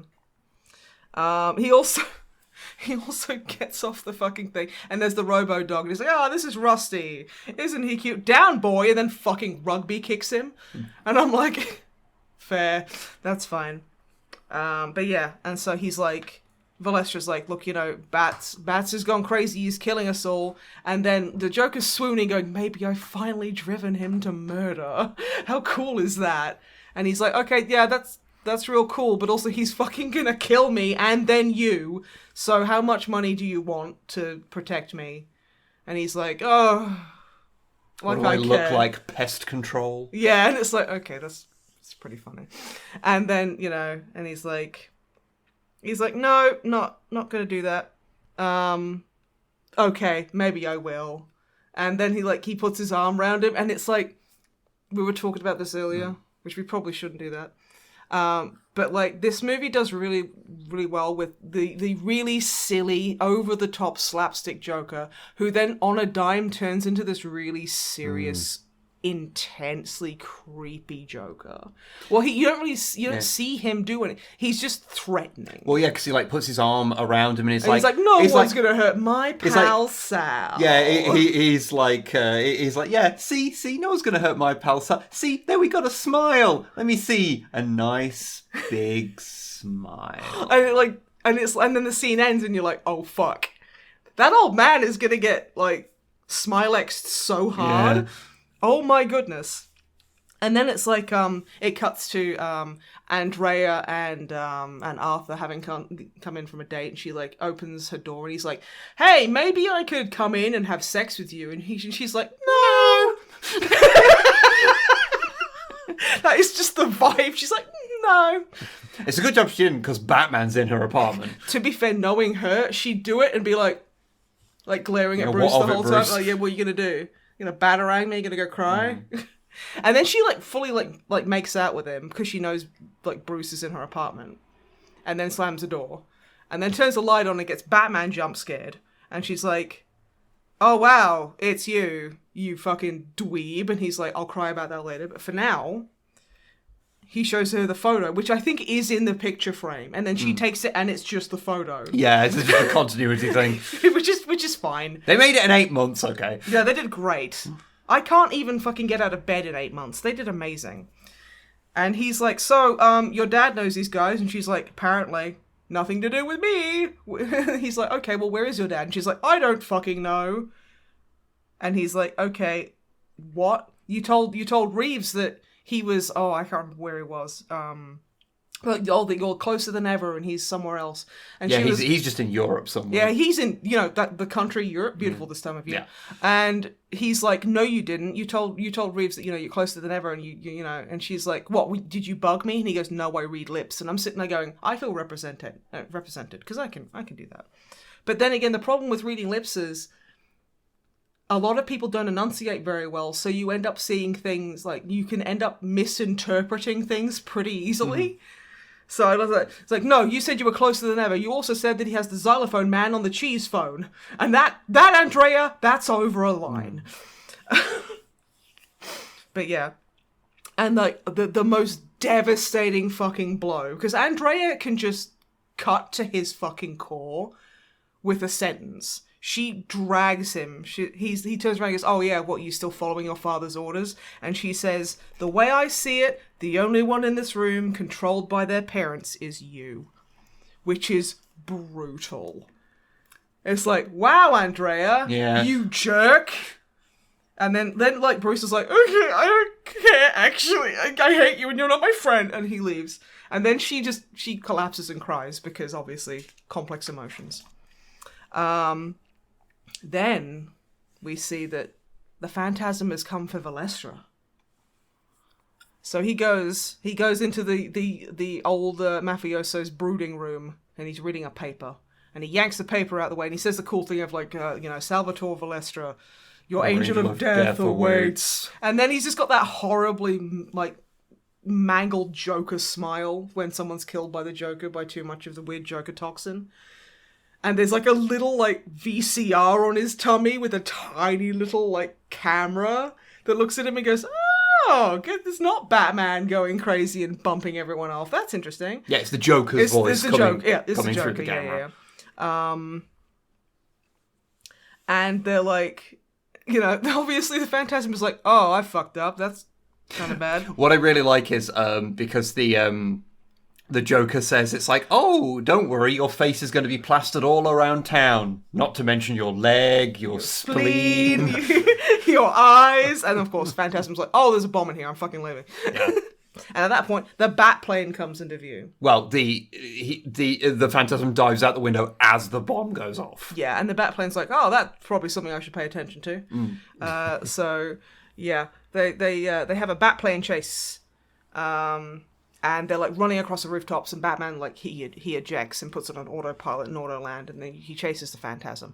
And the Phantasm's like, "This isn't your fight," and like as they're kind of fighting, and like the Phantasm's fighting very defensively. They're not really trying to like attack Bruce or anything like that, and they're just trying to get away. The cops obviously are like, "Well, let's just open fire with everything we have at Batman because God, we love killing people. It's awesome." Well, the thing is, they are the police. Yeah. The thing is, the police show up, but like just before the police get eyes on them, the Phantasm disappears. The Phantasm like into teleports, smoke. like just teleports away. So as far as the police are concerned, the Batman bomb just set the bomb off and then hung around. Yeah, more Batman has just killed more people. Mm-hmm. So like, yeah. So they chase him to a construction site where they just fully unload. Like Bullock is like, "Yeah, unload everything you got on that construction site," because there's like obviously there's no one there. It's in the middle of the night. And you like Bullock at the last second spots a couple of pressurized containers and is like, "Whoa, fucking okay, maybe don't shoot that." But of course, Stray Bullet catches it and causes a big explosion, which fucks Bruce up. I do want to point out that I read on the IMDb page for this that it was considered a goof that the American police would be so irresponsible as to shoot wildly into a building. And I've seen American police shoot themselves while eating a sandwich. Yeah, I'm sorry. It will sit there going, that is not a goof. That is commentary. That is just the American police. It's like, yeah, there are some good police in this, which is how you know it's fiction. Same with Good Billionaires, but still, yeah. So, you know, and he's like really hurt, and they're like, okay, well, keep shooting at him because we just want to hurt Batman as much as we can. So he turns around and grapples onto the police chopper that's like basically. Also, the balls on this cop that's obviously a beat cop hanging out of a helicopter, firing his service revolver at Batman. Yeah, but and I'm like, what the fuck are you sniffing, his dude? service revolver is somehow on like full auto. It's a fucking wild. It's a 38 revolver on full auto that apparently has like a fucking 200-meter range. It's wild. I'm very impressed with I mean, in fairness, they don't hit him, so that's actually pretty accurate. Yeah, okay, yeah. I'm surprised the fucking chopper didn't get taken down by them, but still. So he grapples onto the chopper, and you see him grapple, and they're like, oh, quick, he's like, go, take him out. And you see, like, bullets just shred his, like, cowl and cape.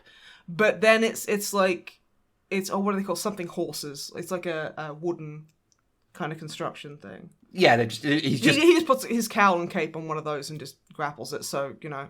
And then he's just got his bare ass face out, and I'm like, I love this scene because it shows how much against the wall he is. Because he's like, shit, it's either It's actually like, oh shit, this might be me. Yeah, that's literally the kind of, like, the vibes you can tell, like he's got a, like, trickle of blood out his mouth, he's like, he's cuts he's really, yeah. like, you know, the impact damage from, like, the explosion and, like, you know, like the shrapnel and stuff have done a number on him. He's fucking limping at this point.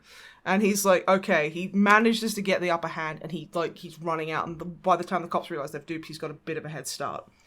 So he's running, and he's like, oh shit. And he's like dragging himself through alleyways and like leaping over fences and stuff. And just at the end of this is such a cliche complimentary. Because, like, you know, someone's running from, like, the police or a dangerous situation, and at the end of the alley, you see an ally pull up in a car, and it's Andrea, and she's like, get in. And he leaps into the back of the car, and they drive away. And I'm just like, that was fucking... That scene, that sequence was so cool. I really liked it. It was awesome. How it kind of escalates, like, from Batman just, he's like in Batman just going, he's fine. And then it's like, no, you have the entire fucking police force literally opening fire on you. They're tear gassing him. They're exploding fucking like compressed like canisters at him. And they are shooting to kill and do not give a fuck. It's like, yeah, it's, the tension in that scene is awesome. It's so cool. I love it. So yeah, and then they have a bit of a moment, you know, and he asks, once they're safe, and Bruce, you know, is back at the manor, and he's bandaged up, and he's like, so what happened with your daddy? And you see a flashback to the meeting of the Joker being creepy again, because I needed to see that again. Yeah. And she walks in, and obviously it's Valestra and the gang just cyberbullying her dad in real life. Wish there was a word for that. And they're like, you're going to pay us back our money that you stole. And he's like, I swear, I'll do anything. Just give me 24 hours. You can have your money back. It will be there with, you know, I'll do it. Please just don't. You just got to wait until once the European banks open, then I will pay you the money. The moment they open, you get your money. And Valestra's like, okay, fine. And he like blows smoke in his face or something because he's a prick. And then they leave, and they're all like, and he does like the kind of thing to her as he leaves, Valestra does, and I'm like, oh, you skis.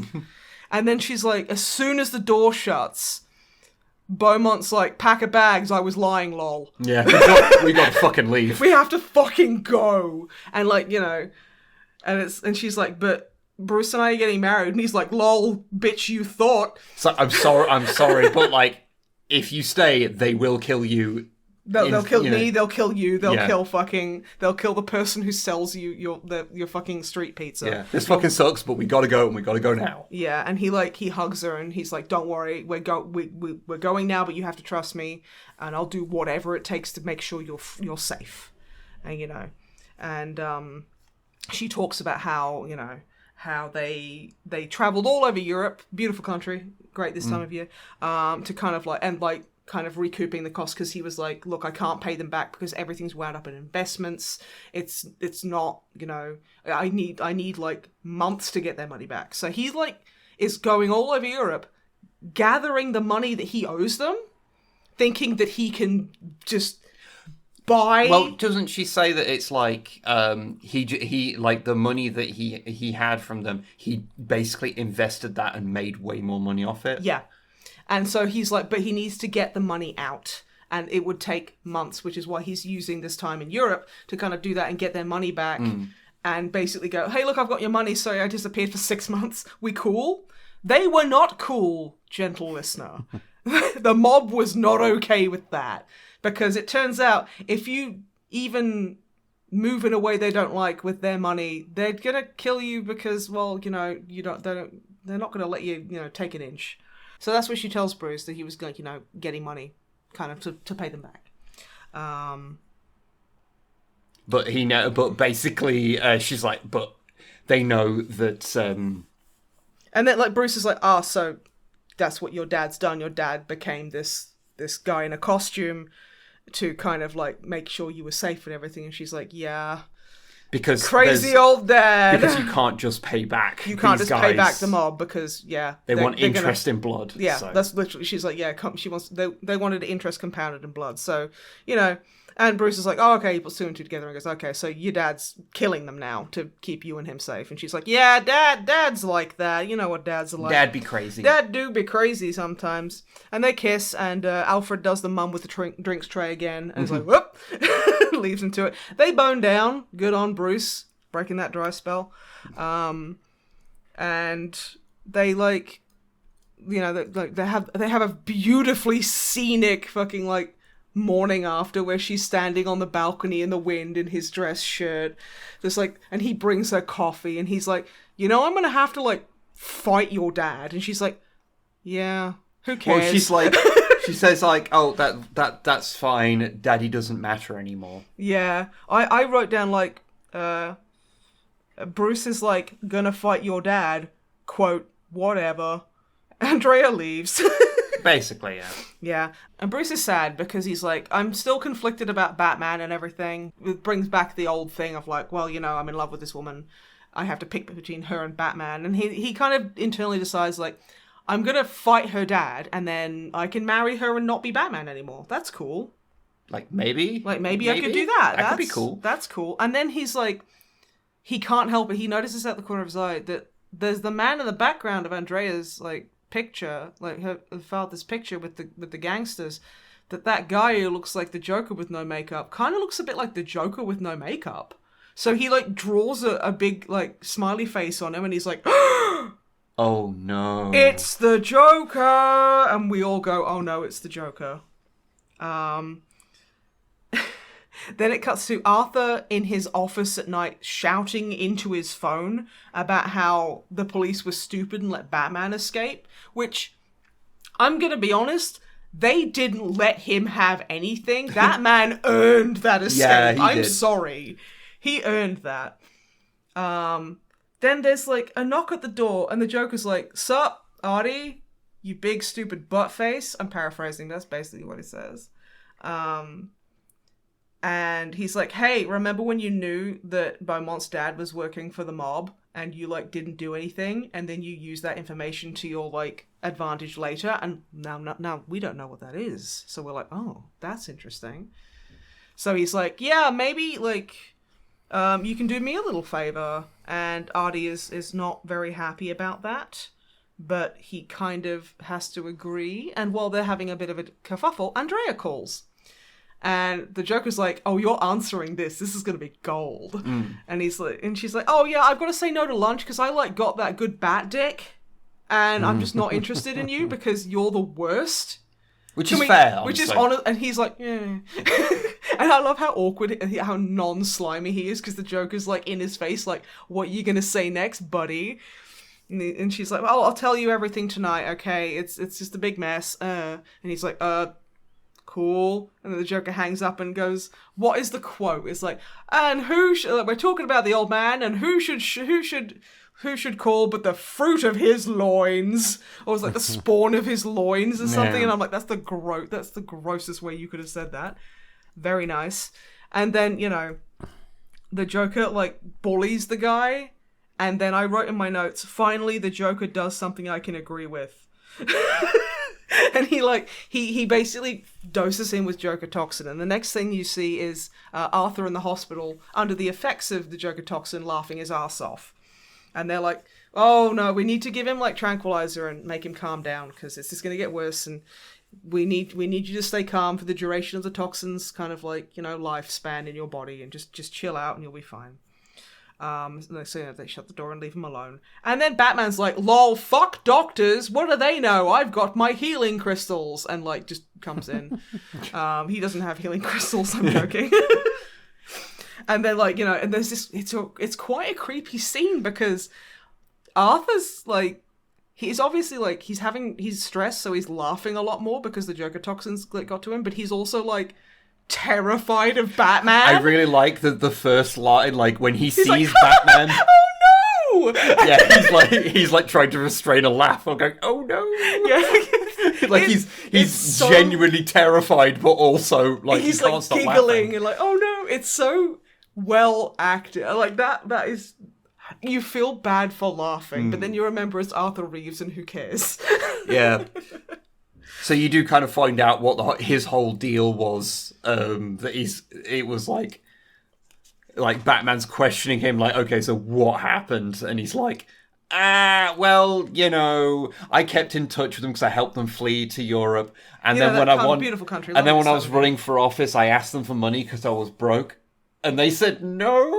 And then Batman's like, oh, so you sold them to the mob? And he's like, yeah. Oh, I forget this daily. Ha ha. So yeah, that's how the mob found. That's how the mob found them. Yeah. And then, like, you see Bats breaking into Andrea's place, and he finds the locket that's really ugly and terrible, and he realizes that she's Flavor Flav.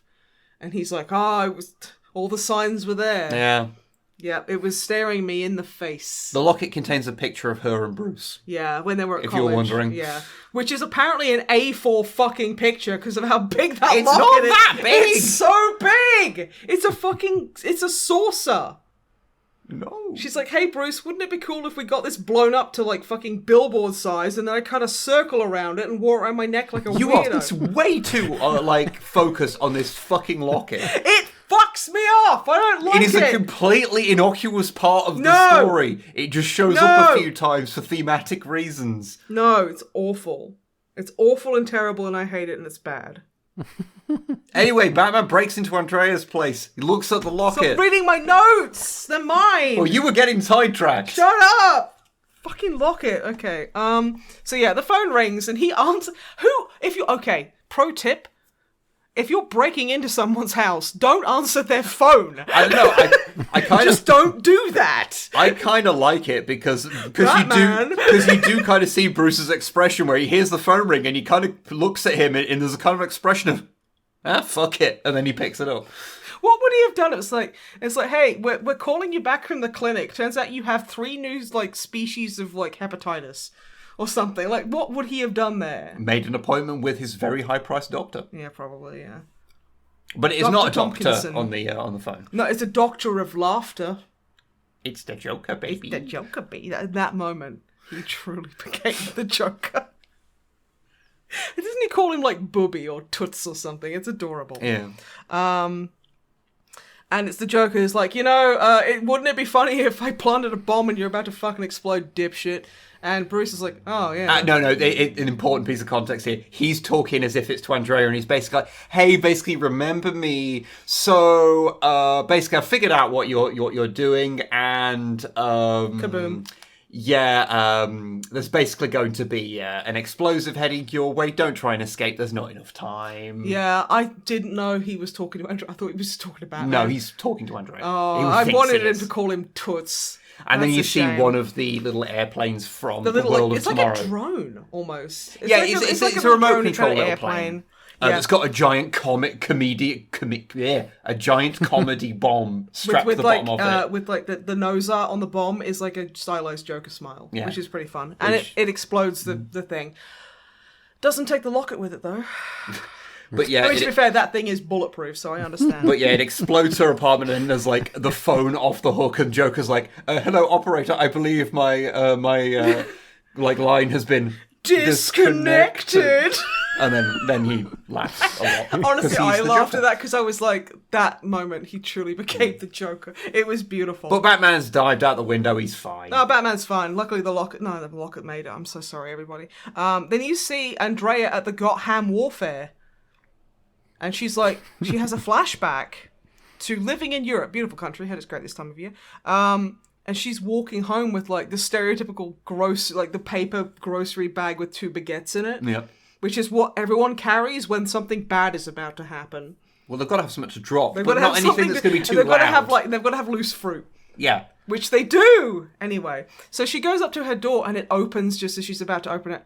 And a young Joker walks out and just smiles at her. And it's like, that's fucking sinister. And she's like, he had enough money to pay you. And he just doesn't say anything. He just walks away with a smirk. He actually picks up one of the apples She that drops her thing and she runs in, and there's a moment of silence as he's walking down the steps, and he picks up an apple, and you hear her scream. Yeah. And he just bites the apple and walks off, which is like, the cinematography there was fucking perfect. So her dad was killed, so her dad is not the Phantasm. Dad's not the Phantasm. He's the Joker, baby. He is not the Joker. He was killed by the Joker. The Joker, baby. Yeah. It's pretty brutal, and like the Joker is like, he's like trying to fuck the robot wife. This is back in the day. modern day in the Gotham's warfare. He's like, oh Hazel, let's like, he slides bologna, like a tube of bologna underneath her like knife that she's like robotically chopping, and he's like, how about we push the beds together tonight, pumpkin? And then he like you see him like slap her ass, but you don't see it from like the waist down. And then he pulls up a chunk of like rubber, and he's like, and puts it in his jacket pocket. His pocket is just full of bits of that robot For some reason. And then the Phantasm kind of fades in, and the Joker's like, nice one, girl, chicky babe, woman. Andrea is the fan. It's not. It's his daughter, and she's like, "Wow, you figured it out," and like pulls off like the mask, and is suddenly like a 3 diameter inch waisted woman, which is like the body shape of the Phantasm changes radically at this point. It's like instantly changes, which is like whatever. I don't care. It's a fun way of doing the misdirection. Also, fucking the Joker when she shows up, when she mists into the place, he's like, "How typical! You get in the mood and someone kicks the door in," or something like this. Like, is this a I don't want to know. I do not want to know. And then she's like, and she's like, "Oh, I'm gonna kill you, Joker," and she points to the weird can opener she's got, and he's like, "Aha! But my flower spits can opener." No, she like. Because she's got the whole gas thing going on. Yeah, and she fires a bunch of it into his face, and he's like, "Yeah, you're not the only one who can play with gas," and then fires out the acid. And then fires out liquid, which is not gas. It's not gas. Being a science understander. And he's like, you're not the only one who can blow smoke, is I think actually. I can't remember what it says, but yeah. And it melts her knife, and she's like, "Oh, I'm gonna pull that off my arm." And her weird axe knife hand. Yeah, and then he like smacks the butt of the robot, and it turns into a murder robot waifu. And then she like very easily dodges this and like properly like grabs him and puts him on the table and just pummels him. She is doing awesome. And then there's this, I shouldn't laugh. You see the classic hand reaching for a weapon, like the Joker's he's touching the table for a weapon to try and get away from her, and he like moves away from the knife and then hits her with a tube of bologna, which I think is the funniest fucking thing, because now Andrea smells like bologna. He really does twat her like fucking a belts couple her of with times that. real hard with that sausage. And at that point, he truly became the Joker.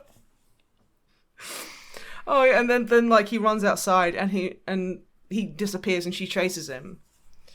And he's standing there, and like she's standing there, and he goes, it was all going so well until she met her super fan, and then he turns on a fan because he's the fucking Joker. It's like a giant... It's like a giant, like, it looks like a plane engine. Yeah, it looks like... And it's like sucking her in. Yeah, it looks like a giant turbine engine. Yeah, it's like, and he turns those on, and she gets, sucked towards it and stuff.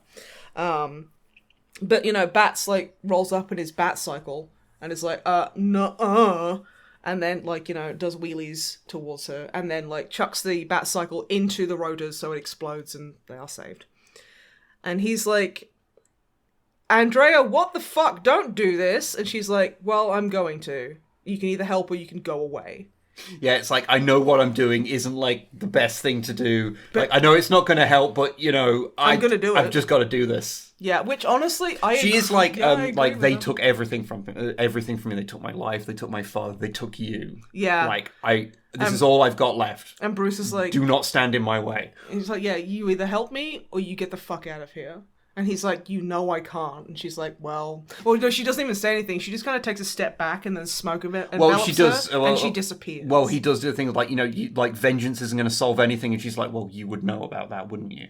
Which she She knows roasts how him to this whole movie. emotionally damage Bruce Wayne. Even harder. Yeah. The man doesn't need it. He needs a hug and some therapy. And so he's like, oh shit. Okay. He's like, oh god, I gotta find her. She's gonna kill him. Yeah, she's gonna fucking kill him. And I'm sitting there going, this is, as a Jason Todd apologist, let the fucker die. And plus, you can be like, oh no, I tripped because my shoelaces were undone. Oh no, the Joker's dead. What? That's crazy. Mate, this is why I'm not Batman. So then he's running and he goes through the miniature kind of like Gotham of Tomorrow like model, and I just wrote Batzilla. Yeah, they kind of have a kaiju thing going on. Yeah, they have like a little Warner Brothers logo on one of the buildings. Yeah, I'm like, okay, that's cute. Yeah, I like that. And then it's like the seriousness and this like the emotional kind of like weight of the previous scene, and then the Joker's just got he's wearing a building as a hat. And I'm like, what the fuck? To blend in with the building. To like sneak up on Bats. And like, I've got the Joker has a building hat, turns stuff on to startle Bruce, then punks him. Because he like takes the building hat off and just fucking uses like a baseball bat to like crack him. Yeah, he just fucking straight up twats him in the back of the head. Just properly fucking belts him. And you see now the damage Andrea did to him. He's like missing his left canine. Oh no! That's not what Andrea did. You see, because while they're in the scuffle, Batman full on kicks the Joker really hard in the mouth. Oh yeah, and you see a tooth fly out. I didn't see the tooth go, but yeah, no. So yeah, Bats fucking like punches a tooth out of his fucking mouth, and he's covered in blood, and I'm like, this is.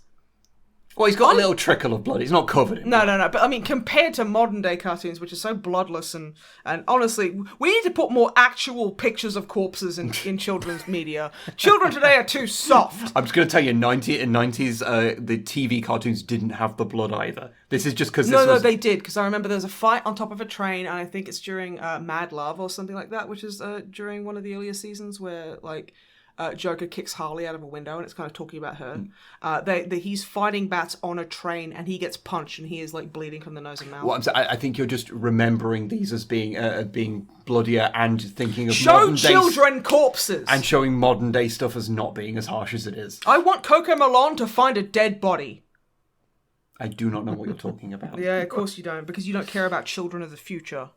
Okay, dickhead. Anyway, and like the Joker sends like all these little drone like little planes out that are like their rotors are like razor blades, and they start carving him up, and he gets a really deep cut on his like upper arm, on like Bats' upper arm, and he does a really cool thing where he takes off his cloak, grabs them all in like a net, swings them around and smashes them into the floor, and then puts his cloak back on like really nonchalantly, which I thought was really cool. He's still chasing the Joker, and the Joker's like, he looks down at Bats and is like, "Hey, there's like 20 miles of like train tracks, like tunnels underneath this place, and I filled them all with highly potent explosives that are going to go off in 5 minutes." Lol. At that point, I truly became the Joker, and then pieces out. He has a jetpack. I feel that's kind of important. Then he catches up to him, and he has a jetpack. Oh yeah, he has a jetpack. And Bruce is like, "Okay, dick." So he like chases him, jumps on them, and they're like fighting in the air as the Joker's trying to fly away. And like the Joker has a very interesting moment of like clarity where he's like, "Dude, you let me go and we can both live. If you keep fighting me, we're both gonna die."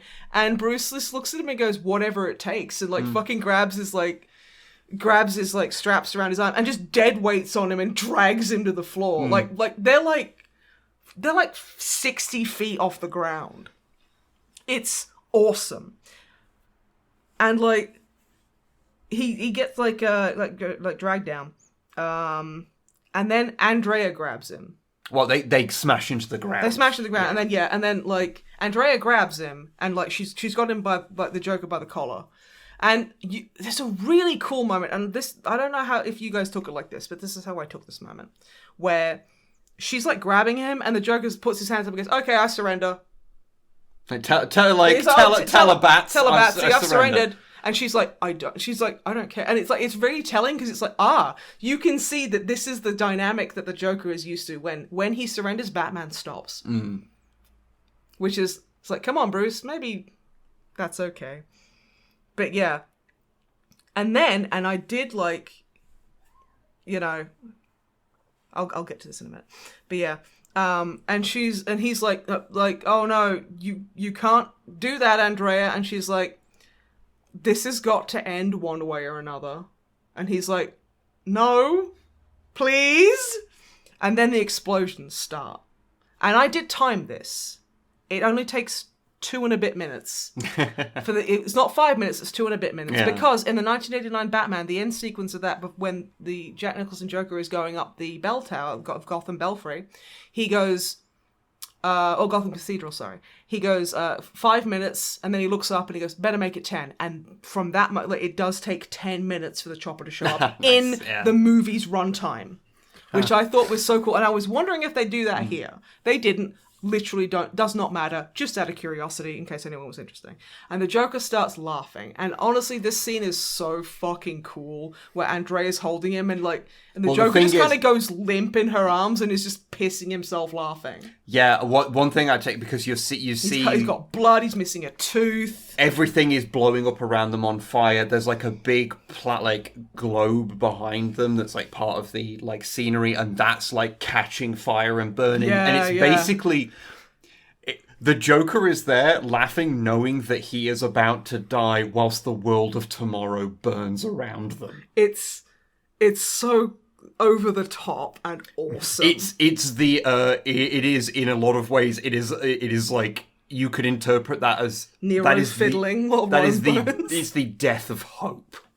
Yeah, because it is this shattered version of the what was to be a bright future that we now see in disrepair and is now, and even the slightest hint of that hope is now being utterly destroyed.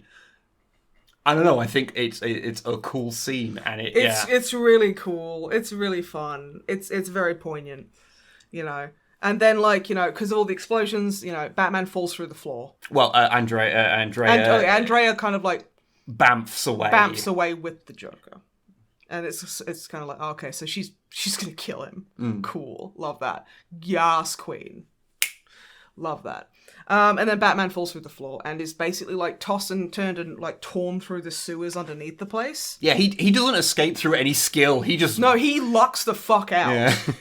And he's only alive because he was standing in the right place.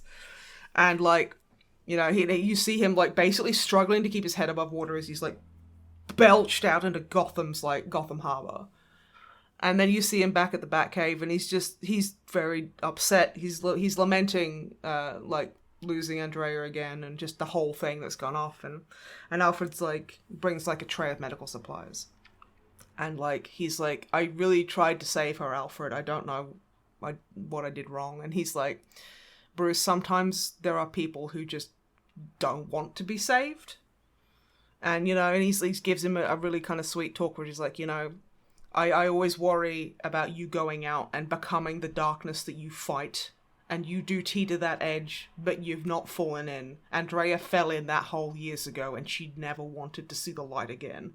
And it's like, Jesus, that's poignant. Okay, but just in case you were, like, feeling sympathetic for Andrea, don't. She left that fucking locket in the Batcave! You and that fucking locket. She's just like, he's lost his parents and me. Yeah, but no. Bruce sees a glint. He sees a glint, and he's like, what? And yeah, and it's the locket. And it's kind of, you know, kind of saying, yeah, she's still out there and she's okay. And like, so he runs up and he grabs it and he opens it and he sees the picture, and then there's a really cool shot where like Alfred's standing like where Bruce was, like a good way away, and Bruce is standing there looking really sad and alone, holding this ugly ass locket. And just in case you didn't get what that scene was implying, the locket was ugly. And just in case you didn't realise how ugly that locket was. No. It cuts to a cruise ship at night where there's a rollicking good party going on in the cabin, and then you see a drunk guy kind of come out, and he sees a lone woman who's obviously Andrea. And he's like, oh, okay. And he's like, oh, yes, a pretty lady. And he goes up to her, and the most unbelievable thing to happen in the entire movie, a drunk man asks her genuinely if she wants to be alone. And she looks really sad and goes, I am alone. And then, of course, to contrast that, it cuts back to Bruce standing on like atop of a building in Gotham looking sad. And the music's like swells up, and you see the back signal come on, and you see him put his game face on and swing towards it. And I was like, oh, that locket was so ugly though. No, and it was, oh, great. You know, just what a fucking movie. I love that movie. It's so good. And it's kind of upsetting because you sit there with the metaphor and realizing that a lot of us in society, without even really thinking so, it is kind of drilled into us from birth that the only way you know you're doing good in this world is if you are suffering. Or something like that. Yeah. And you know how, like, yeah, the unhealthy thing. This is the thing. Like, as someone who reads the Batman comics and has read comics for decades, don't ask me how old I am. The worst thing about consistent characters, and especially like serialized characters in like, you know, books, or, you know, to a lesser extent like, you know, books or comic books themselves, are that a lot of people, especially if what they are and who they become is based on pain and suffering and trauma, they're never allowed to get better because they need to keep making Batman comics. So Bruce can never be okay. He can never heal. And if he does find joy or solace or any kind of comfort in what he does or who he is as a man, they have to make it fleeting because they need to sell more Batman comics. I mean, very true. Although I think that this movie tackles that in such a self-contained way that I don't really get like the nature of the serialized Batman stories. Obviously, that is a factor of them. Oh, I'm not talking about this movie. I'm just saying, you know, kind of like the lingering feeling I got is like, we can transform our pain into something good, but we also need to realize that that is not the only source of motivation and strength we can draw from. Well, yeah, I mean, that's the thing, that the two characters in this who have both been changed by their desire for revenge, and they have been changed by their trauma. Yeah, it has made both of them make it so that neither of them can really be happy. And that's sort of what's happened to them, and that's. But also, it's like they're not happy, but they're also almost kind of accepting of that fate. I do see the anime like this and like Under the Red Hood and the other movies like that. I see this as self-contained canon. Yeah, the canon of this movie gets a bit weird because does. the Joker is obviously dead by the end of this movie, but he is not dead in the animated series. That's what I meant earlier, talking about how this was there was the idea that this could be the last thing they do with the animated like continuity, and then it wasn't. So either like I think some parts of this are acknowledged in the series. I think I saw something talking about it, but it's been ages since I've seen it. But yeah, what happened with the Joker is just never explained. Yeah, I mean, to be fair, I kind of like it like that because mystery is cool a lot of the time. I like it. It's refreshing.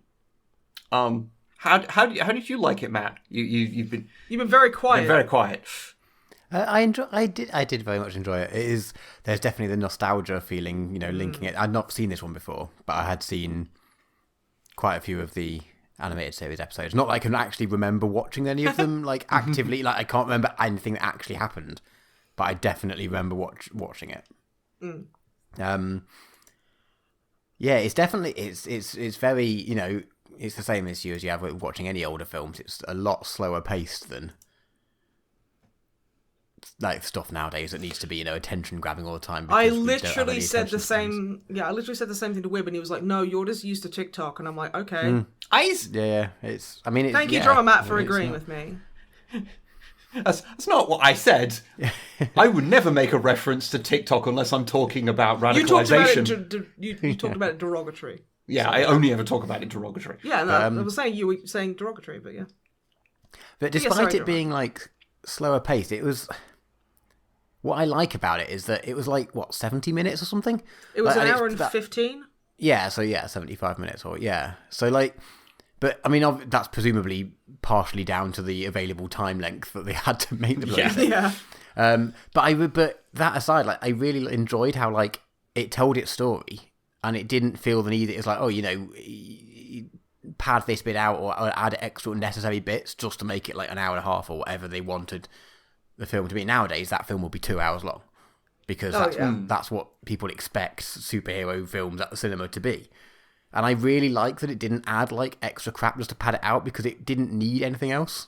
So I'm really happy that it like just did what it needed to do, and that was fine. And they were like, "Yeah, this is cool." And yeah, apparently now I've since learned. It turns out they might not have had a choice, but still, I'll give them credit for not trying to, make it longer for the sake of it. It felt like it was as long as it needed to be, and that was satisfying. Absolutely. Yeah. Definitely. Okay, so anyone have anything like any notes or any extra things they want to talk about they liked? Yeah, I did have a couple of little bits of trivia I wanted to say after we'd gone through the whole thing. Okay. Which is, so the story of this is not directly 100% based on any comics. Sort of. It borrows from the Batman Year One storyline. Okay. With the like Batman getting becoming man. Well, becoming man and then going, man isn't scary. But it also seems to borrow from the Year 2 Batman comic run, because there is a character in that called the Reaper who has like hand blades and has a store, and the story around it is kind of similar, except it does turn out to actually be Bruce's like girlfriend's father, and then she goes off and joins a nunnery at the end. That sounds very of the 50s. It was it wasn't. It was in the 80s. I know. This comic run. Oh, the 80s. But the thing is, people who worked on it have basically said, no, it had nothing to do with that run. The fact that it has a similarity to this character called the Reaper and that storyline is purely coincidental. I mean, who knows, honestly? But then some other people have said it's totally based on that. So who the fuck knows? Also, if you were wondering where Robin was during the events of this, the Dick Grayson Robin specifically, he was at college according to the novelization of this movie. Okay. There's 2 novelizations. One was for kids and one was for adults. The one for adults, Batman says, come. Yeah, it's exactly the same, except Dick Batman says fuck a lot.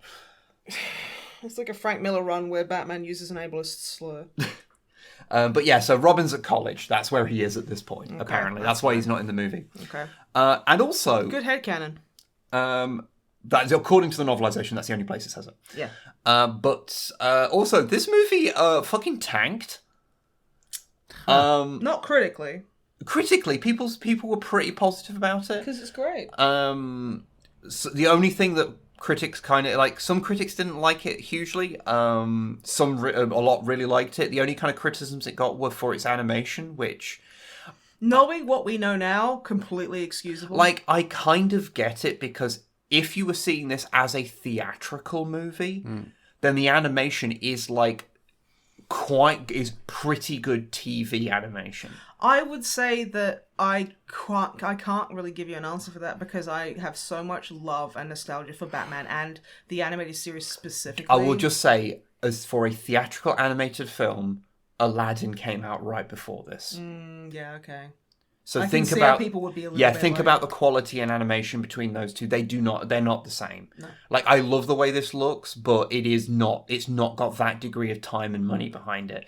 So some people did criticize the animation, and I do think that is understandable when you think of it not as how I saw it, which is as a VHS tape that was a really long episode of the animated series. Yay. But as a theatrical movie, I can totally see why that had. But apparently, Warner Brothers didn't really market this very well, and people were very pissed about that, because in the end, this movie cost $6 million to make, which was dirt cheap for an animated feature, it should be noted. But it only brought in like $5.6 million at the box office. Ooh. Can you imagine how much it would have taken in if they'd have done their job? Yeah, if I would look at like I would like to see how much lifetime wise it's earned. Yeah, I don't think that information's out there. No, it won't be. But it has over time got much more critical kind of acclaim as people have kind of, seen it later, because it didn't. I don't think in Europe it didn't get released in cinemas at all. It only got released like in a couple of like film festivals showed it, and then it got released on VHS, and that's how it got released over here. Which I think also affects how it had such a low box office, because that's only America basically. So it didn't get a chance to get international money in like that. Presumably by now on VHS and DVD and stuff, it has made its money back, but yeah, that's pretty bad to not make it back at the box office. Which is a pity, because the movie's really good. Yeah, no, the movie, like, especially because they're given like 8 months and everything, I really like this movie. Yeah. I guess we should get to our final rankings and our little summary of things. Okay. Who wants to give their ranking out of 10 first? Do you want to go? Yeah, sure. Because then I won't use your ratings to bias me. I am going to give it a solid 8. Ooh, that's a good one. I think it was a good film. I enjoyed it. It's it has its limitations as we've mentioned, but yeah. Okay. Come on then. What about you two? Snipe, do you want to go? I'm going to give this a 9. A 9? Because I love Batman, and I love this movie so much. Every review is a bit biased. I am fully reveling it. I took 1 point off because of that fucking locket. I am joking. I didn't really. No, it's not the perfect movie, but it is fucking close. Yeah. And I love it. It makes me feel comfy. The music, the way it looks, the sound, the quiet. I love the quiet in like the animated series Batman. Where like I always remember where one called like Batman versus the Claw, which was like a Russian woman in a red leotard because the 90s. And there's a point where she's giving like a presentation with like a projector, and a guy comes in late, and she stops and she watches him walk to his seat for like 10 solid seconds of just quiet. And that stuck with me since I was a child. That was so important. And I love its use of quiet. I just wanted to gush about it a little bit. But yeah, solid 9. What about you, Wibblet? I also have to agree with that. I decided before we did this I was going to give it a 9, because as much as I do kind of want to give it like a solid 10, I think it's going to be quite hard for things to get solid 10s. Yeah, I don't think it's possible to really give it a complete thing, because it is not a perfect movie. There are but it might be my favourite Batman movie. I understand that. I'd have to rewatch Under the Red Hood before I made that decision. But that's not as good as this. Yeah, but Jason Todd's in it, so I like that. You got a one-track mind. I have never claimed not to. I've never claimed the other. But no, I really like it, and I have so much nostalgia for it, and You got Kevin Conroy fucking killing it. You got Mark Hamill fucking killing it. That's all you need. the voice actress who did Andrea was I can't remember her name offhand. She impressed them enough, and so she went on to voice Lois Lane in the Superman cartoon. So cool. But yeah, I think normally when you go back and you watch something from when you were younger, like last time when we watched Power Rangers the movie, you will have moments where you're like, you go, okay, the nostalgia goggles are off a bit. This doesn't hold up. I think this movie 100% still holds up. This movie is so thoroughly enjoyable. I would recommend this to literally anyone who has even a passing interest in Batman. Yes, seriously, it's so good. If you have not watched Mask of the Phantasm, I 100% say you should go watch Mask of the Phantasm. I love it. I think it is great. It's a nice kind of like vertical slice of what made the Batman the Animated Series so good. And this is like my this is like the statement of saying how good a movie it would have to be to get an actual 10. Like, I know it's like a subjective thing, but I feel like something... 10s are reserved. 10s are reserved for, like... This is a high 9 for me, I'm going to be honest. Yeah, it's nearly a 10. Mm-hmm. Nearly a 10. Same. But I feel like it'd be too easy to just drop that. But anyway, that means the final score for Mask of the Phantasm is an 8.7. I think that's pretty good. Yeah. That quite a bit better than Mighty Morphin Power Rangers the movie, which got a 4.7. Came in at a 4.7. So we have a bad one, well, a kind of less than mediocre one, and we have a fucking fantastic one. Yeah. So Drama Matt's got the reins to the next movie we're going to watch. What is it, Drumbly Bum? So I was like debating back and forth as to whether I should pick one that suited the, pick a bad film because they're more fun to talk about. But like, I've got to start with one of my favourite filmmakers, and also before he gets far too mainstream and everyone gets fed up with him, I've got to pick a Taika film, Taika Waititi. So I'm going. Sorry, before he gets mainstream, he's massively I mean, before he gets becomes Tarantino. Before it goes beyond that and people will start getting fed up with him. Okay. I was like, I could wait and do this one in episode's time, but yeah, let's get it out of the way now because fair. A lot of his films are a lot of my favourite films. Fair. And I was tempted to do What We Do in the Shadows because we did spend a good few years of our life. Basically, every conversation we had with a new person, we're like, "Oh, have you seen this film yet? You should watch this film." Don't bring me into this. I totally didn't just watch through the entire series of that over the last week. I meant the film because at this point the series didn't exist. But yeah. There is now a series. But no, I'm actually going for Hunt for the Wilder People, which is the one that he made after What We Do in the Shadows, but still before he went massive. So it's still like quite small and indie, low budget. But yeah, it's a very nice film, I think. But hopefully people will enjoy watching it.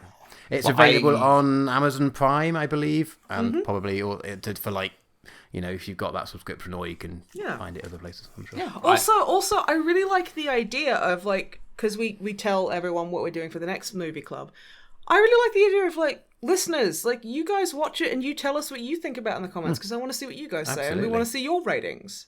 Yeah, we want to know what your rating for Mask of the Phantasm was. Yeah, out of 10, what do you give it? And like, do you have nostalgia for it? Are you a Batman fan? Have you watched it and now you're a Batman fan? Like, let us know.